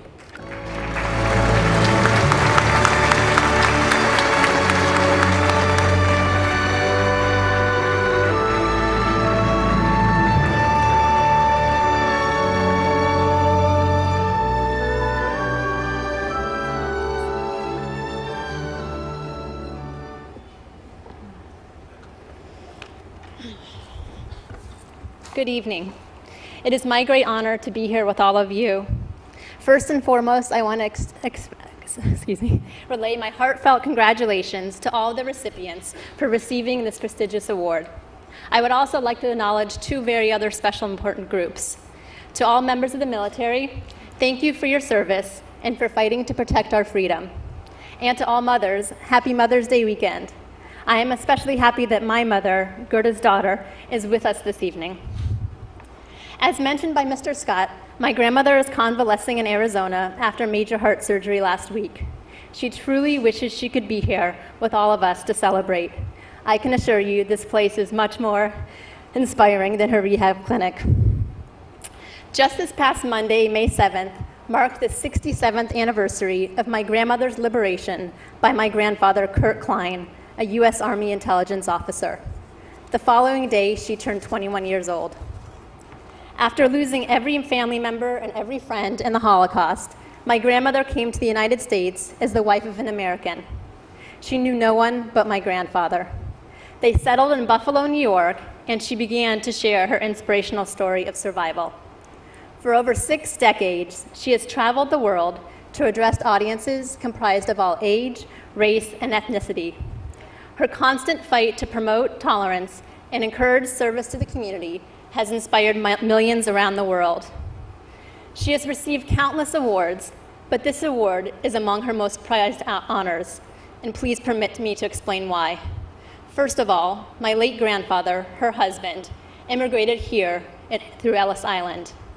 Secondly, in 1948, she became an American citizen. She treasures and cherishes her American citizenship with every ounce of her being. In her words, she loves this country with a love that only someone who has been hungry and homeless as long as she has been can understand. The United States is where death turned into life as her children, grandchildren, and now great-grandchildren were all born. Opportunities are endless, and millions like her have come from around the globe to fulfill their American dream. A few years ago, I was at a crossroads in my career. And as I often do, I turned to my grandmother for advice and guidance. This is when she asked me to help her fulfill her sacred obligation and dream. She desired to give back to this beloved country for all of the blessings and privileges that she and all of us here who have entered these portals receive as citizens of this great nation. Together, in 2008, we co-founded Citizenship Counts, a national nonprofit organization whose mission is to inspire pride in America. We work with middle and high school students across the country to educate them on their rights and responsibilities as citizens and teach them to appreciate and celebrate diversity in the classroom, community, and throughout the country. Like NECO, Citizenship Counts aims to help people understand that America is a cultural mosaic whose richness and diversity weave us together in a colorful tapestry of citizenry. Thank you to NECO for recognizing my grandmother and all of the incredible winners here this evening.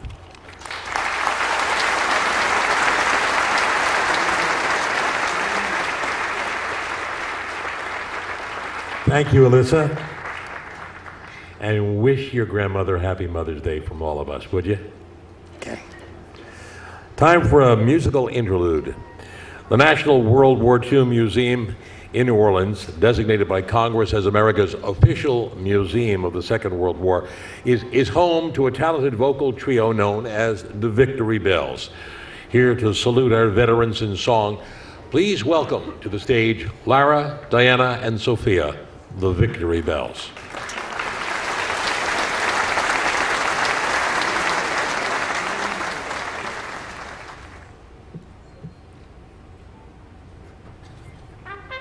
Tonight, we proudly salute the 5 branches of our United States Armed Forces. Please stand or cheer when we sing your service song. The United States Army. In World War I, 4,057,101 soldiers served valiantly on the field of battle. To all the men and women of the Army throughout our history, our salute. First we fight for the right and to build the nation's might, and the Army goes rolling along.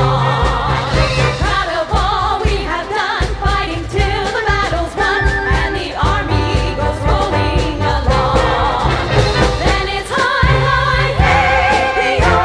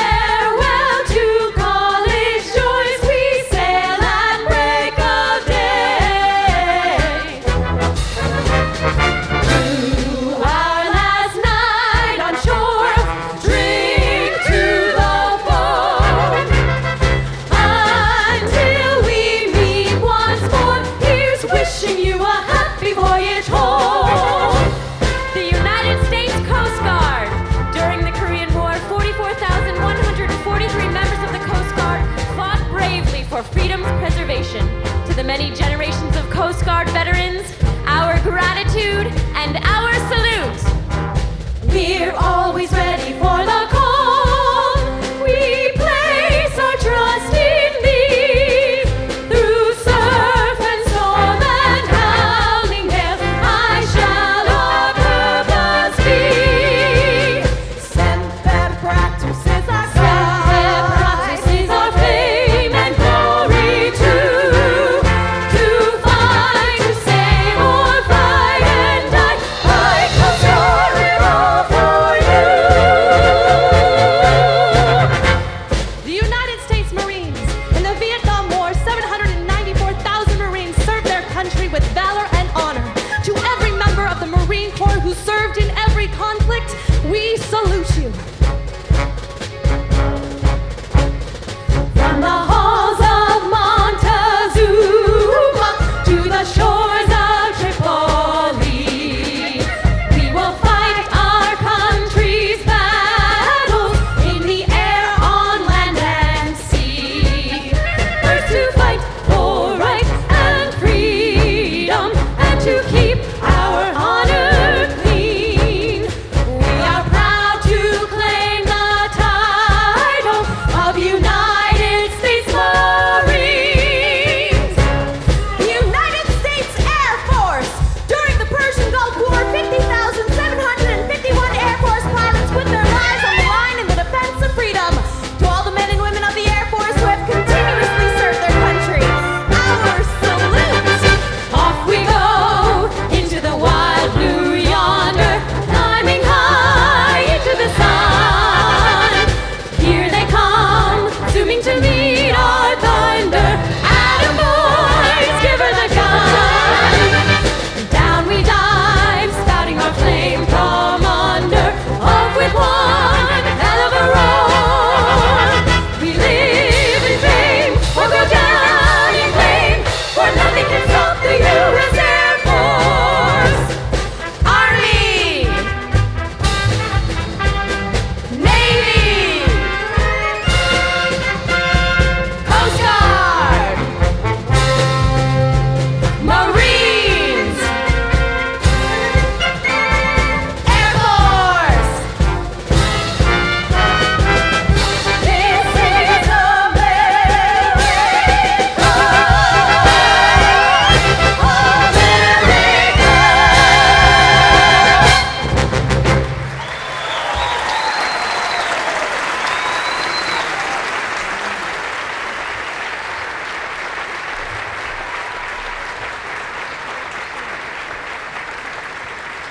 The Victory Bells, Lara, Diana, Sophia, thank you. Now it's my pleasure to proceed with a second set of medalists tonight to come forward. Please step forward as I call your names. James H. McGuire. James H. McGuire spent 16 years as president of NJK Holding, providing leadership and oversight to a large range of companies. As his alma mater, the University of Notre Dame, he has supported the Center for Social Concern, as well as provided scholarships for underprivileged students. James McGuire. Gordon Nick Mueller is president and CEO of the National World War II Museum Foundation. Before his second career at the museum, he was a professor at the University of New Orleans, where he founded the university's Metropolitan College.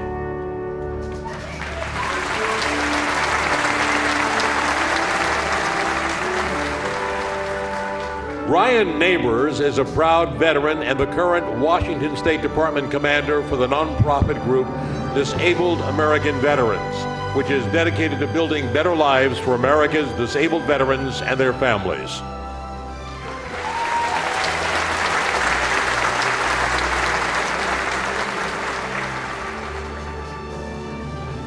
Ohannes Nersessian. Dr. Nersessian is an internationally recognized orthopedic surgeon who has kept close ties with his native Armenia since his immigration to the U.S. in 1972. He works closely with the Fund for Armenian Relief, and he is a founding member of the Armenian National Science and Education Fund. Dr. Ohannes Nersessian.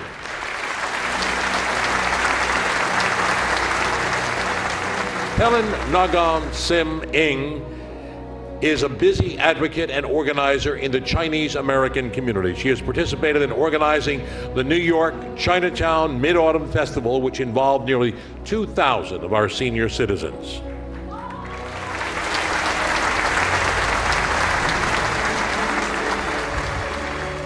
Edith Padilla Serrano is the president and founder of the New York League of Puerto Rican Women Incorporated, which provides advocacy and educational funding to Puerto Rican women.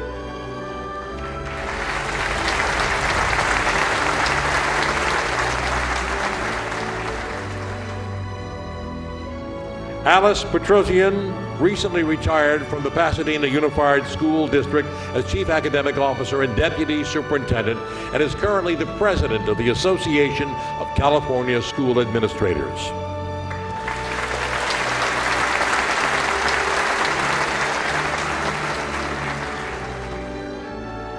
John A. Pica is a very proud man, proud of his Italian heritage, and has co-founded the Northern Ohio Italian American Foundation, which supports Italian parishes and various cultural and educational institutions in the Ohio area.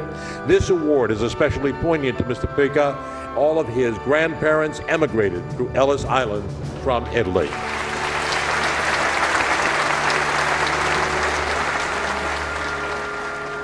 Dominic Pugliani has had a long career in the automobile industry, and he serves on the board of the National Italian American Sports Hall of Fame in Chicago, as well as other charitable organizations.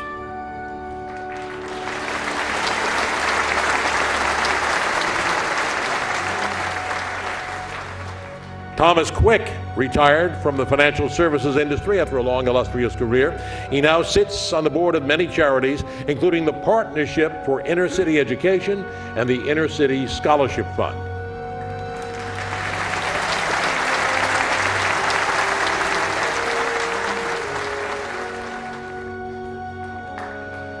Robert Trent Jones Jr. is a renowned master of golf courses, design, and in a 40-plus year career, he has designed more than 270 courses in over 40 countries on 6 continents. 4.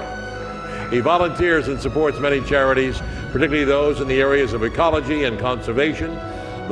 His father, emigrated through Ellis Island from England in 1911.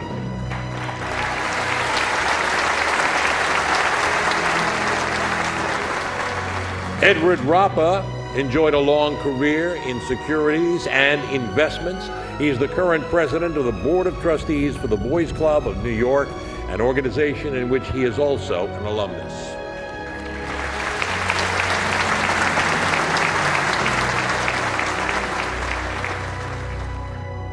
David A. Hirsch is a director at Private Banking USA, a division of Credit Suisse. He is also the founder of Illinois Fatherhood Initiative, a nonprofit that helps men develop responsible fathering skills and strengthens the family unit.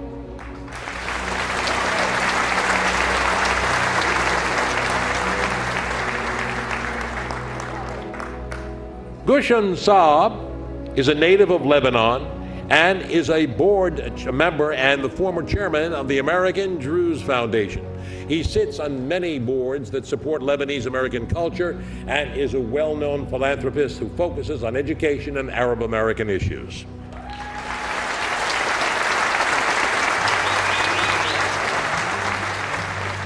Peter Kayvon Salah, until last year, he was a senior advisor to Special Inspector General for Afghanistan Reconstruction. He previously served as Deputy Director for Global Health Defense and advised the Afghani government on issues related to public health concerns and access.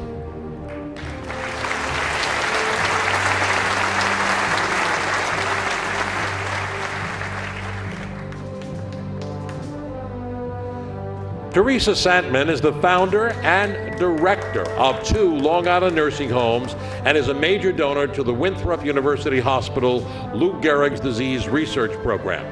She is active in her local community, serving as president of the Babylon Village Chamber of Commerce.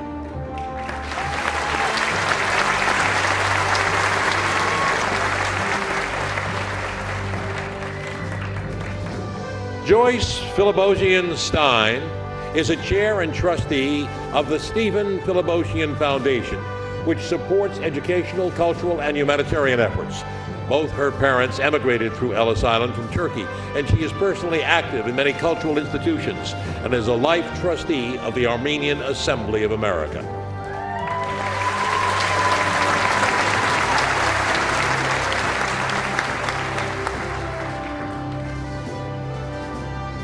Joan Silber, PhD, has dedicated much of her life to benefit the underserved, promoting education, religious tolerance, and peaceful expression. She was appointed by the President to the U.S. Commission for the Preservation of American Heritage Abroad.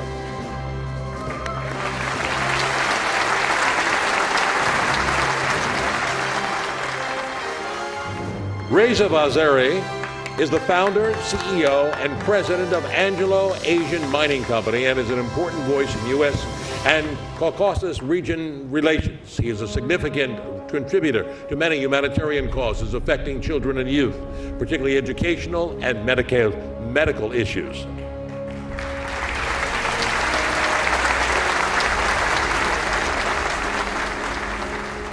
Rajendra Singh is the chairman and CEO of Telcom Ventures.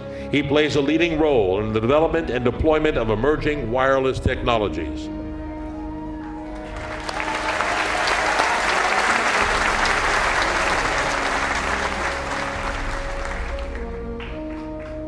Dr. Jose Wiley is a cardiologist with a great heart. He has worked among the Native American population in the Northwest, as well as completed 2 tours of duty during Operation Enduring Freedom. He also received an Army Commendation Medal for his services as a field medic in Iraq.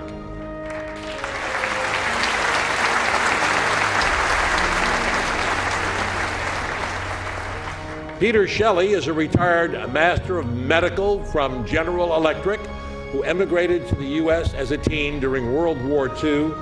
His research and innovation were integral to the X-ray and internal diagnostics technology that today saves many lives.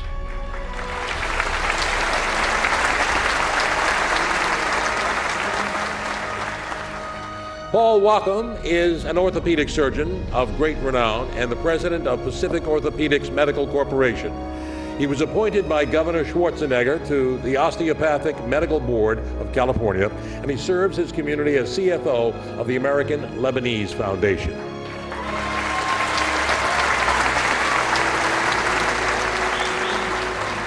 Carolyn Wu. Dr. Carolyn Wu is the CEO and president of Catholic Relief Services, which serves more than 130 million people in over 100 countries. She was born and raised in Hong Kong and is active in Chinese-American relations and economic affairs.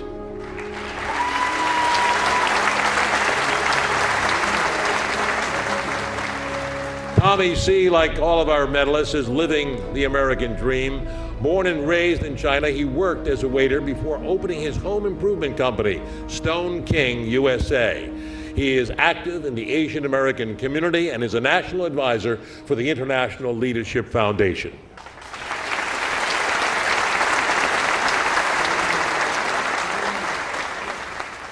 Leonard Mazer is the Chief Operating Officer of Triax Pharmaceuticals. He's very proud of his Ukrainian heritage, and he is active in various Ukrainian American organizations.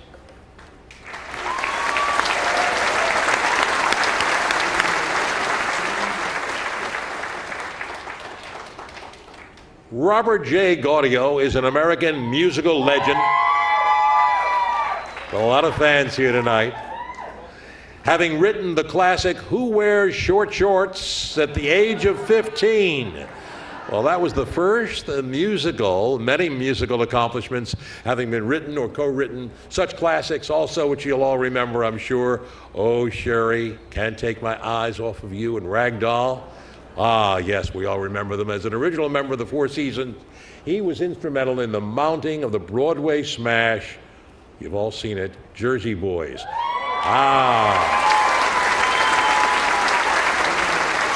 And quite deservedly, back in 1990, he was inducted into the Rock and Roll Hall of Fame.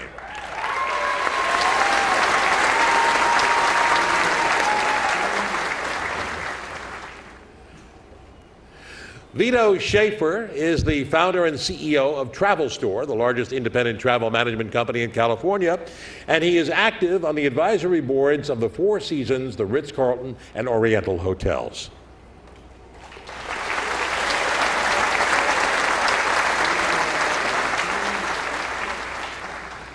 Our dear friend of NECO, the Honorable Gregory Meeks, represents the good people of New York's 6th Congressional District. He sits on 2 prominent congressional committees, the Financial Services Committee and the Foreign Affairs Committee.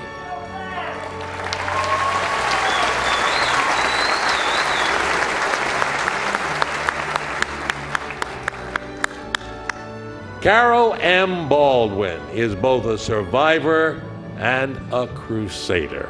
After a diagnosis of breast cancer in 1990, she not only successfully fought it, but she also founded the Carol M. Baldwin Breast Cancer Research Fund, which to date has raised over $3 million for medical research.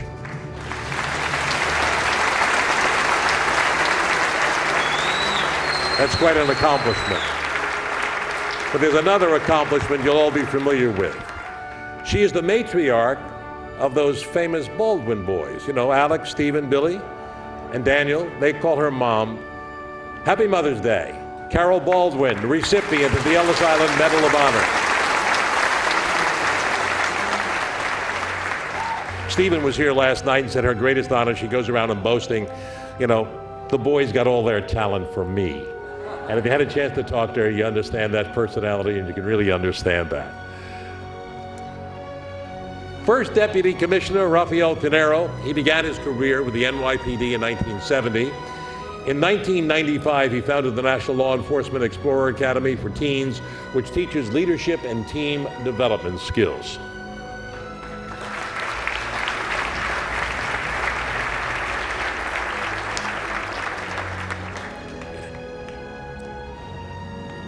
Helen Verdine Pallett is the president and founder of American Harvest. That's a global food recovery solution that sources leftover prep food from major restaurants and delivers them to homeless organizations to create meals for those in need. Now that original idea has spread, and there are now over 1,000 American Harvest groups throughout the United States.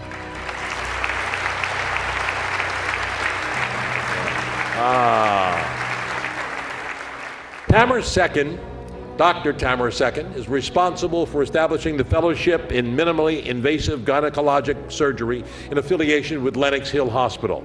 He has over 30 years of experience in patient care and is a powerful voice in the national dialogue on women's health.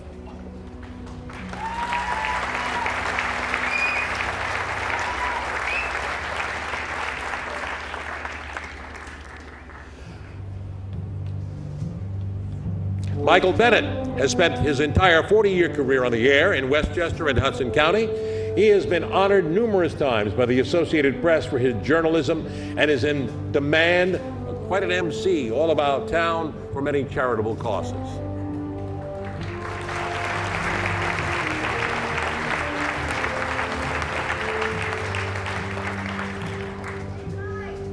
Our next medalist returns to Ellis Island tonight to receive the Ellis Island Medal. Ronan Tynan. Dr. Ronan Tynan is well known as a gifted tenor and has performed for presidents and dignitaries all over the world.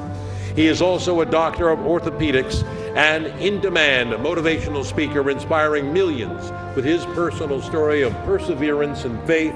His autobiography, Halfway Home, was published in 2002. And who will ever forget his powerful rendition of Isle of Tears? Ronan Tynan.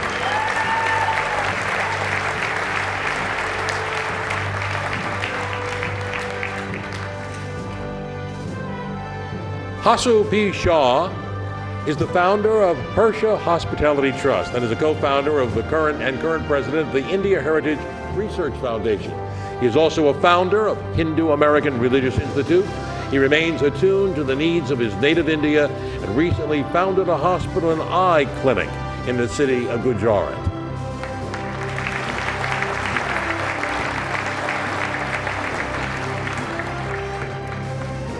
Dr. John P. Thomas was born to missionary parents who instilled in him a strong faith and sense of social responsibility. He founded Operation Hope, which travels the world providing food, medical, and humanitarian services. Now, on a recent mission to Iraq, he received the Service Medal presented by another of our medalists, none other than General Odinero.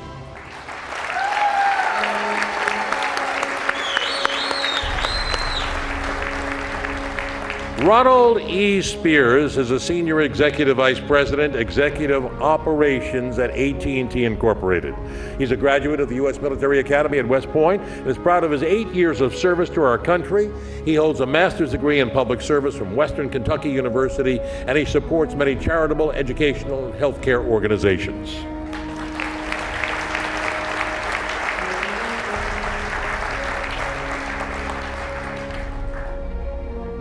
David Mack is a senior partner in the Mack Company and a director of Mack Cali Realty. He is a member of the Board of Trustees of North Shore Long Island Jewish Health System and also of the Pratt Institute of the Arts.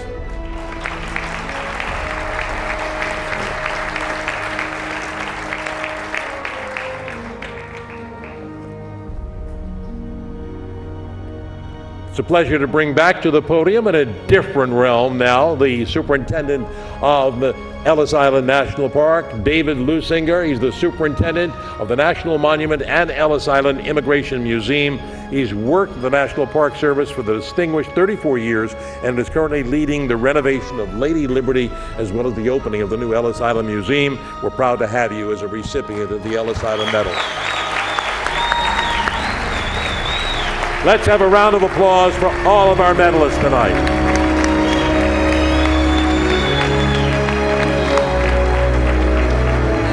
Thank you, Marvin. Great job, Marvin Scott. We still have just 4 more medalists to introduce you before we retire the colors. Okay, our next speaker, if you know what's across the water, is New Jersey. This is the original Jersey boy, Frankie Valli.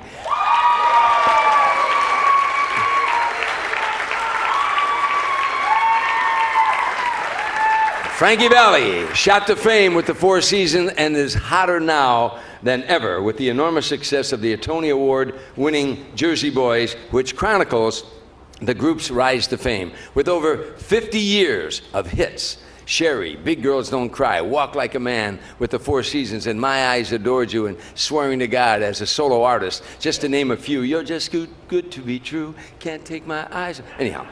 He is one of our most beloved entertainers. He was inducted into the Rock and Roll Hall of Fame in 1990. Frankie is also an active humanitarian, and in 2006 he received the Lifetime Achievement Award from the National Italian American Foundation, which founded a music scholarship in his name. Ladies and gentlemen, the Jersey Boy, Frankie Valli.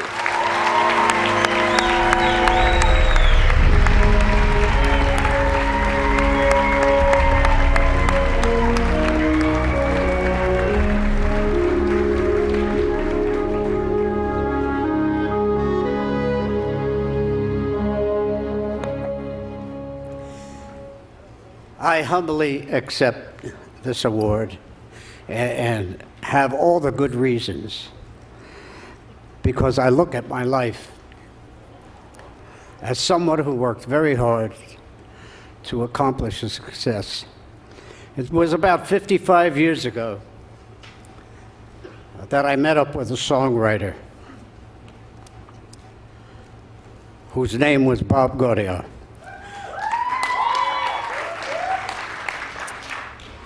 He and I formed a partnership on a handshake and have been partners since that time and have honored it. And the rest is history. It's been incredible. We could start right out with Jersey Boys and all the hit records we had over the years. And we'd like to thank everybody who came here today, and we certainly do appreciate this wonderful honor. God bless you, and God bless America.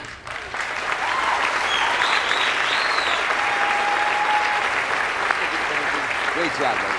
Great job. Great job. It pleases me so to see him up here because he also, every charity I've ever been involved in that I'd call him or Ray Mancini or any of my friends, they never say no. They never say no. They've come to every function that I've had in Chicago for multiple sclerosis and helped me run 26 miles and raise a lot of money. So it fills my heart with joy to see these guys up here because they so deserve it. Our next is Bida Darvabari. Bida Darvabari embodies the spirit of humanist philanthropy. She has a passion for sharing her beloved Iranian culture with the world. And in 2010, she founded and serves as executive director of Pars Equity Center, which assists and supports the acclimation of people of Persian origin in the United States. In 2008, she created an endowment at Stanford University for furthering Persian letters, and her unique Zen Foundation allows her to expand her focus and work closely with those who share her passions, such as Afghan Learning Institute and Creating Hope International, all accomplished at such a young age. Ladies and gentlemen, Bida Darvabari.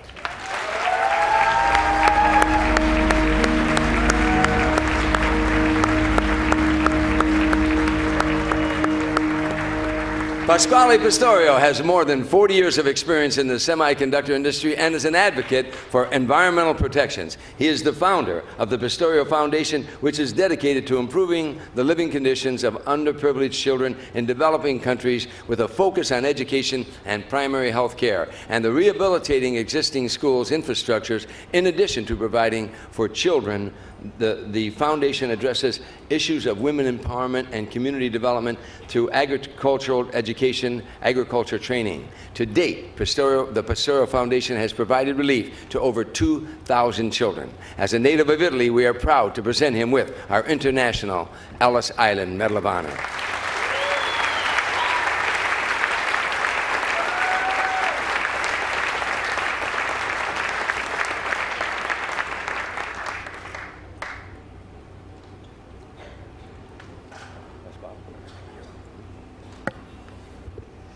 Of course, I'm very privileged, very honored to be here this evening in receiving this prestigious award. The Ellis Island is a symbol of hope. The United States of America are the symbol of opportunity and freedom.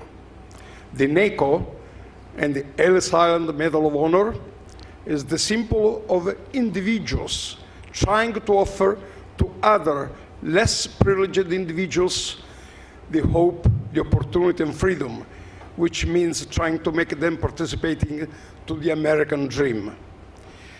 We live in a world that has made fantastic achievements in technology, economy, development in the last 50, 60 years.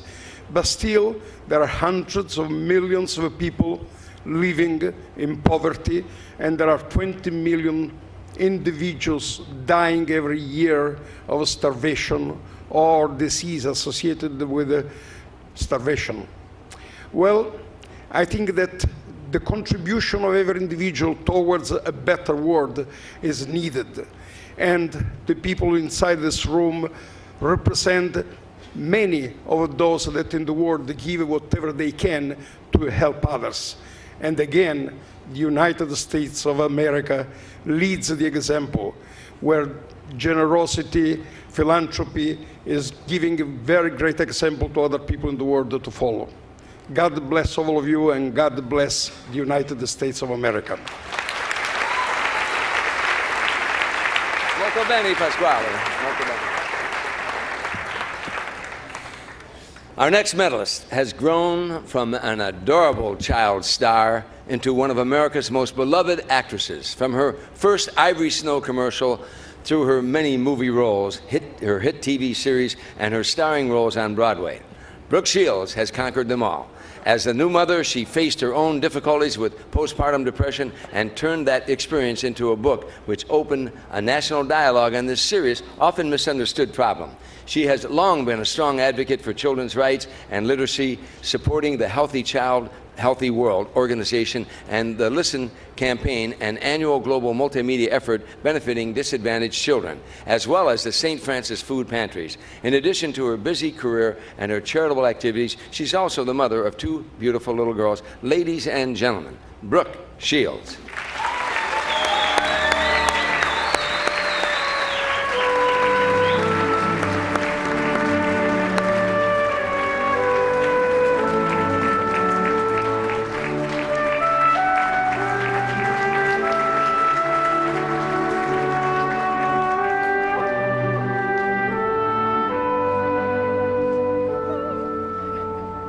Nothing's wrong with my leg. I just want more attention. Wow, I truly do pale in comparison to the extraordinary and exemplary men and women that have preceded me tonight, and it is hard to feel worthy of this night's honor. I want to thank Ellis Island and the National Ethnic Coalition of Organizations. My husband and I, we have 2 daughters. My 9-year-old daughter, who's in 3rd grade, has just spent the last couple of weeks studying Ellis Island and the immigrant experience. And when she heard about tonight, she was very concerned that because of a recent knee operation that I would somehow be pulled aside and put into an infirmary and not allowed to get the award tonight. My little one, who's 5, said, "You look pretty, so it's okay. They'll probably let you in."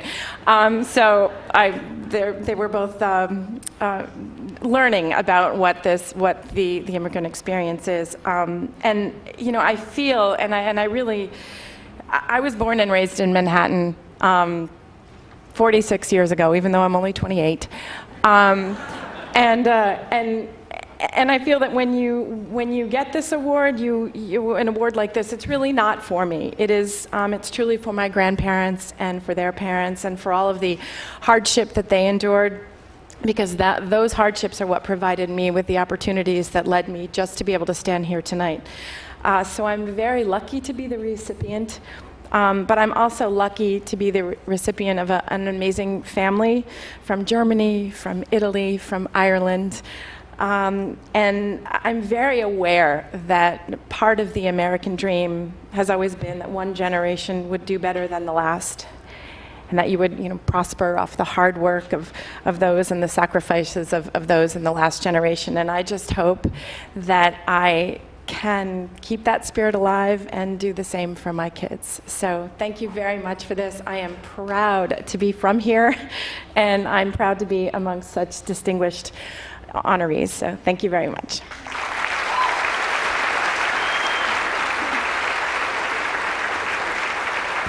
Thank you, Brooke, and we're so honored to have you with us tonight. A special treat. This wasn't originally in the script, but it is a special treat for you tonight. I told you it could get a little emotional, and if you don't feel a goosebump after this one, forget about it. You're not going to do it. This is a musical tribute to all the immigrants who passed through Ellis Island.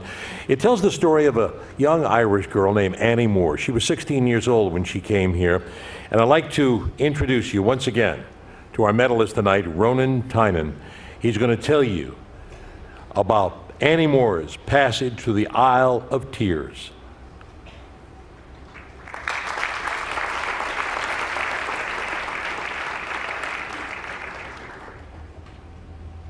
On the first day of January 1892, they opened Ellis Island and they let the people through. The first to cross the threshold of the Isle of Hope and Tears was Annie Moore from Ireland, who was all of 15 years. Isle of Hope, Isle of Tears, Isle of Freedom, Isle of Fears. But it's not the isle you left behind, that isle of hunger, isle of pain, isle you'll never see again. But the Isle of Home is always on your mind. In her little bag she carried her past and history, her dreams for the future in the land of liberty. But courage is the passport when your own world disappears. There's no future in the past when you're 15 years. I love hope, I love tears, I love freedom, I love fears. But it's not the isle you left behind. That isle of hunger, isle of pain, isle you'll never see again. But the isle of home is always on your mind. When they closed down Ellis Island in 1943, 17 million people had come there for sanctuary. In springtime when I came here and I stepped onto its piers, I thought of how it must have been when you're only 15 years. I love hope, I love tears, I love freedom, I love fears. But it's not the isle I left behind. That isle of hunger, isle of pain, isle you'll never see again. But the isle of home is always on your mind. Thank you.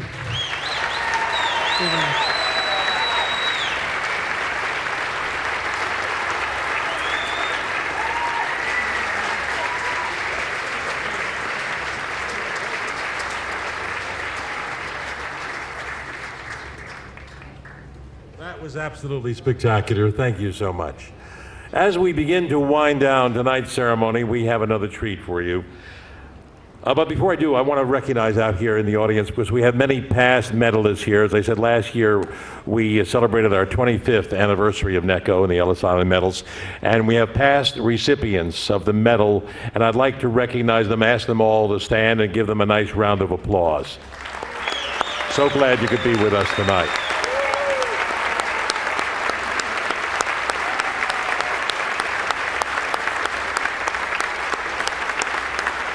And as the hour approaches, I would like to extend a happy Mother's Day to all of the mothers who are with us this evening. Happy Mom's Day. Before we retire the colors, our final musical performance, one you're definitely going to remember, a group of 25 talented soldiers.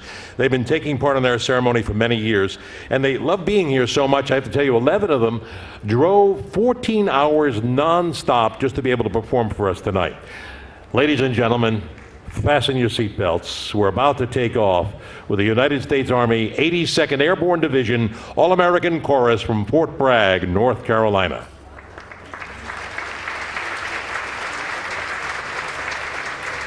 Go, up here, down, forward, march. Your left, right, your left, right, left, your left, right, your left, right, left, your left, your left, your left, right, left, your left, your left, your left, right, left, your left, your left, right, left, your left, your left, right, left, your left.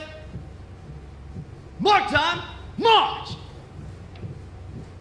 Chorus, halt. Buck braid, rest. 10 minutes. Ladies and gentlemen, what you are now about to witness are some of the actions and commands given inside a C-130 or a C-17 high-performance aircraft just moments before your 82nd Airborne Division jumps into the darkness of the night. Track equipment!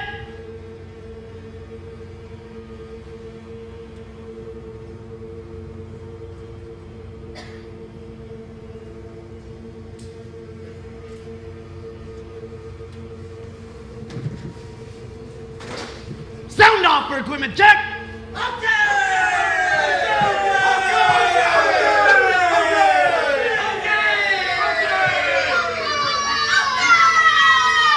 All okay, jump master.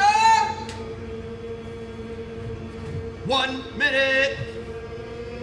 Get ready. Go. Here we go. Here we go. All the way. All the way. Gotta be rough and tough. Rough and tough. Airborne. Airborne. Every day. Every day. We run. We run to the sun. To the sun. No sweat. No sweat. Not yet. Not yet. Down in the mess hall on my knees. Down in the mess hall on my knees. We got nothing to eat but a can of beans. Nothing to eat but a can of beans. The bread was molded and the meat was bad. The bread was molded and the meat was bad. And you know darn well that you can't eat that. Hey, you know darn well that you can't eat that. Here we go. Here we go. All the way. All the way. Gotta be rough and tough. Rough and tough. Airborne. Airborne. All the way. When I was young, I always wanted to be an 82nd Airborne, my knees in the breeze. And now that I'm here, I'm gonna do it right. I'm gonna jump from aircraft while in flight. All the way airborne, airborne, all the way driving on, driving on. All the way airborne, airborne, all the way driving on, driving on. Early one morning in the drizzling rain, while I picked up my parachute and boarded the plane. Drum master said 1 minute to go, and the green light lit with a chilling glow. All the way airborne, airborne, all the way driving on, driving on, driving on, driving on. All the way airborne, airborne, all the way driving on, driving on, driving on, driving on. Here we go. Here we go. All the way. All the way. Gotta be rough and tough. Rough and tough. Airborne. Airborne. Thank you.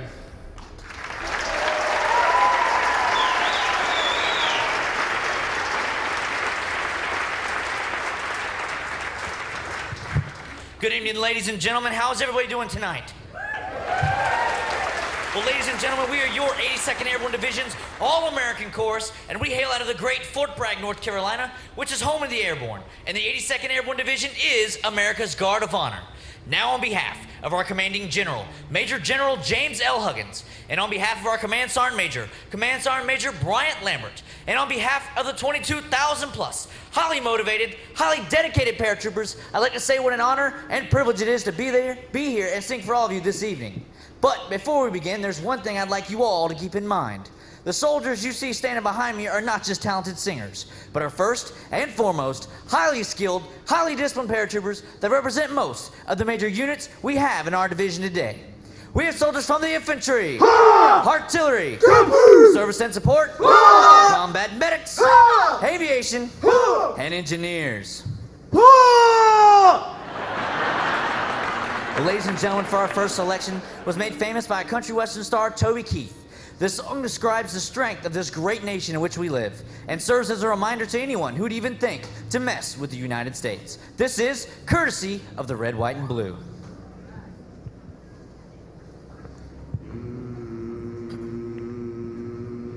And American girls and American guys, they'll always stand up and salute. They'll always recognize when we see old glory flying.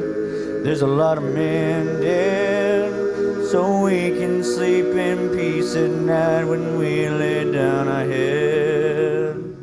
My daddy served in the army, where he lost his right eye. Then he flew a flag out in our yard till the day that he died. He wanted my mother, my brother, my sister and me to grow up and live happy in the land of the free. Now this nation that I love has fallen under attack. A mighty sucker punch came flying in from somewhere in the back. So as we could see it clearly through our big black eye, when we lit up your world like the 4th of July. Hey, and Uncle Sam put your name at the top of his list, and the Statue of Liberty started shaking her fist, and eagle will fly, and it's gonna be hell when you hear Mother Freedom start ringing her bell, and it'll feel like the whole wide world is raining down down on you.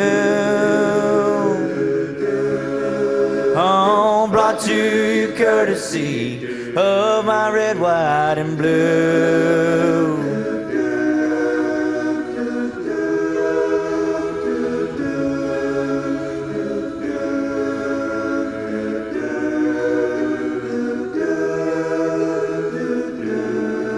No injustice will be served and the battle will rage. This big dog will fight when you rattle his cage. You'll be sorry that you messed with US of A. 'Cause we'll put a boot in your chest, it's the American way. And Uncle Sam put your name at the top of his list, and the Statue of Liberty started shaking her fist, and eagle will fly, and it's gonna be hell when you hear Mother Freedom start ringing her bell, and it'll feel like the whole wide world is raining down on you. Oh, brought to you courtesy of my red, white, and blue. Oh, oh, of my red, white, and blue. Oh, oh, of my red, white, and blue. Thank you.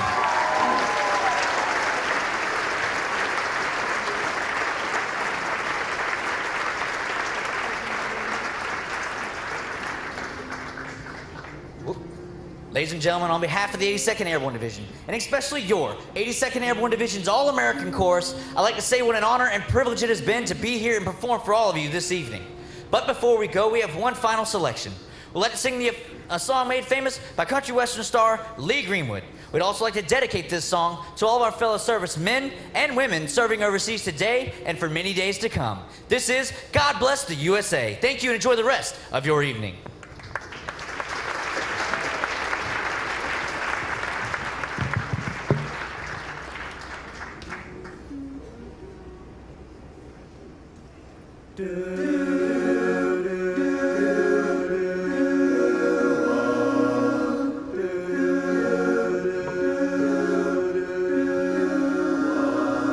If tomorrow all the things were gone I worked for all my life, and I had to start again, just my children and my wife, I thank my lucky stars to be living here today. This flag still stands for freedom, they can't take that away.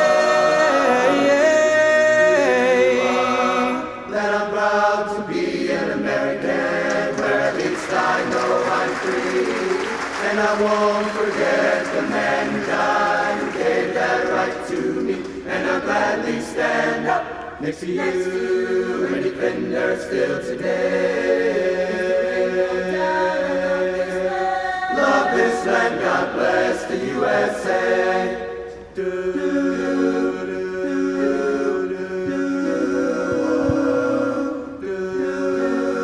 How's everybody doing?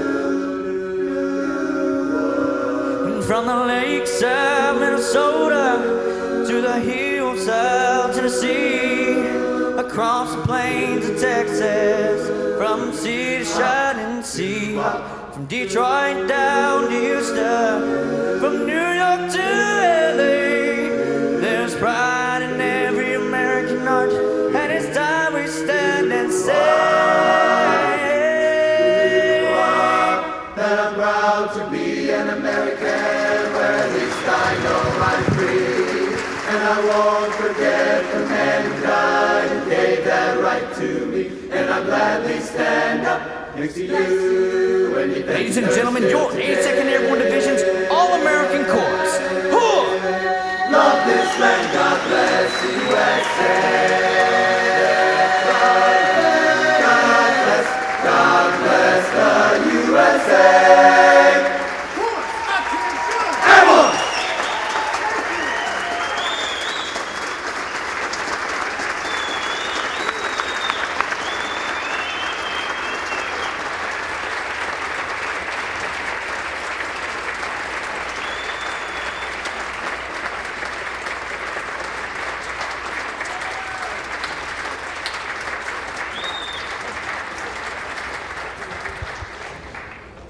I'd like to invite Colonel Trevor Jackson back to the stage to retire the colors.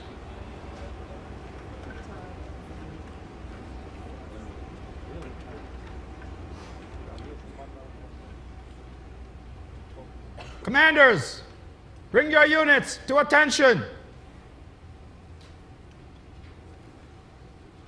Units, post.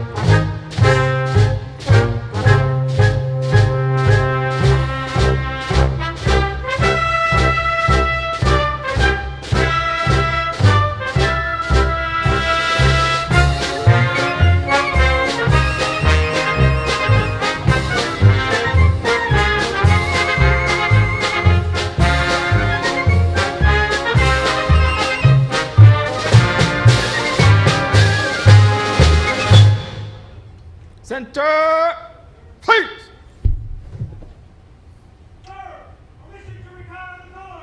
Permission granted. Retire the colors.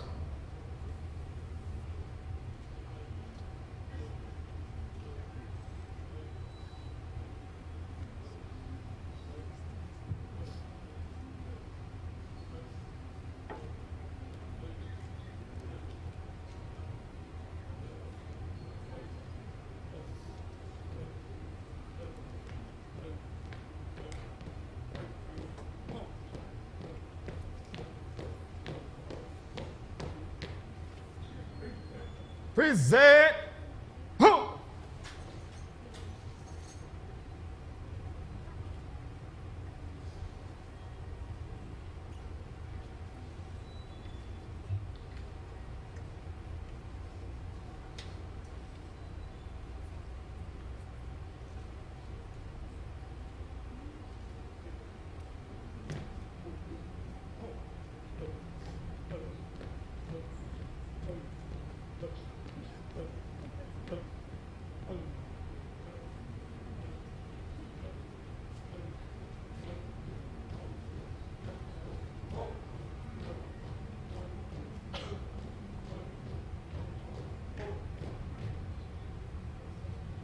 Order.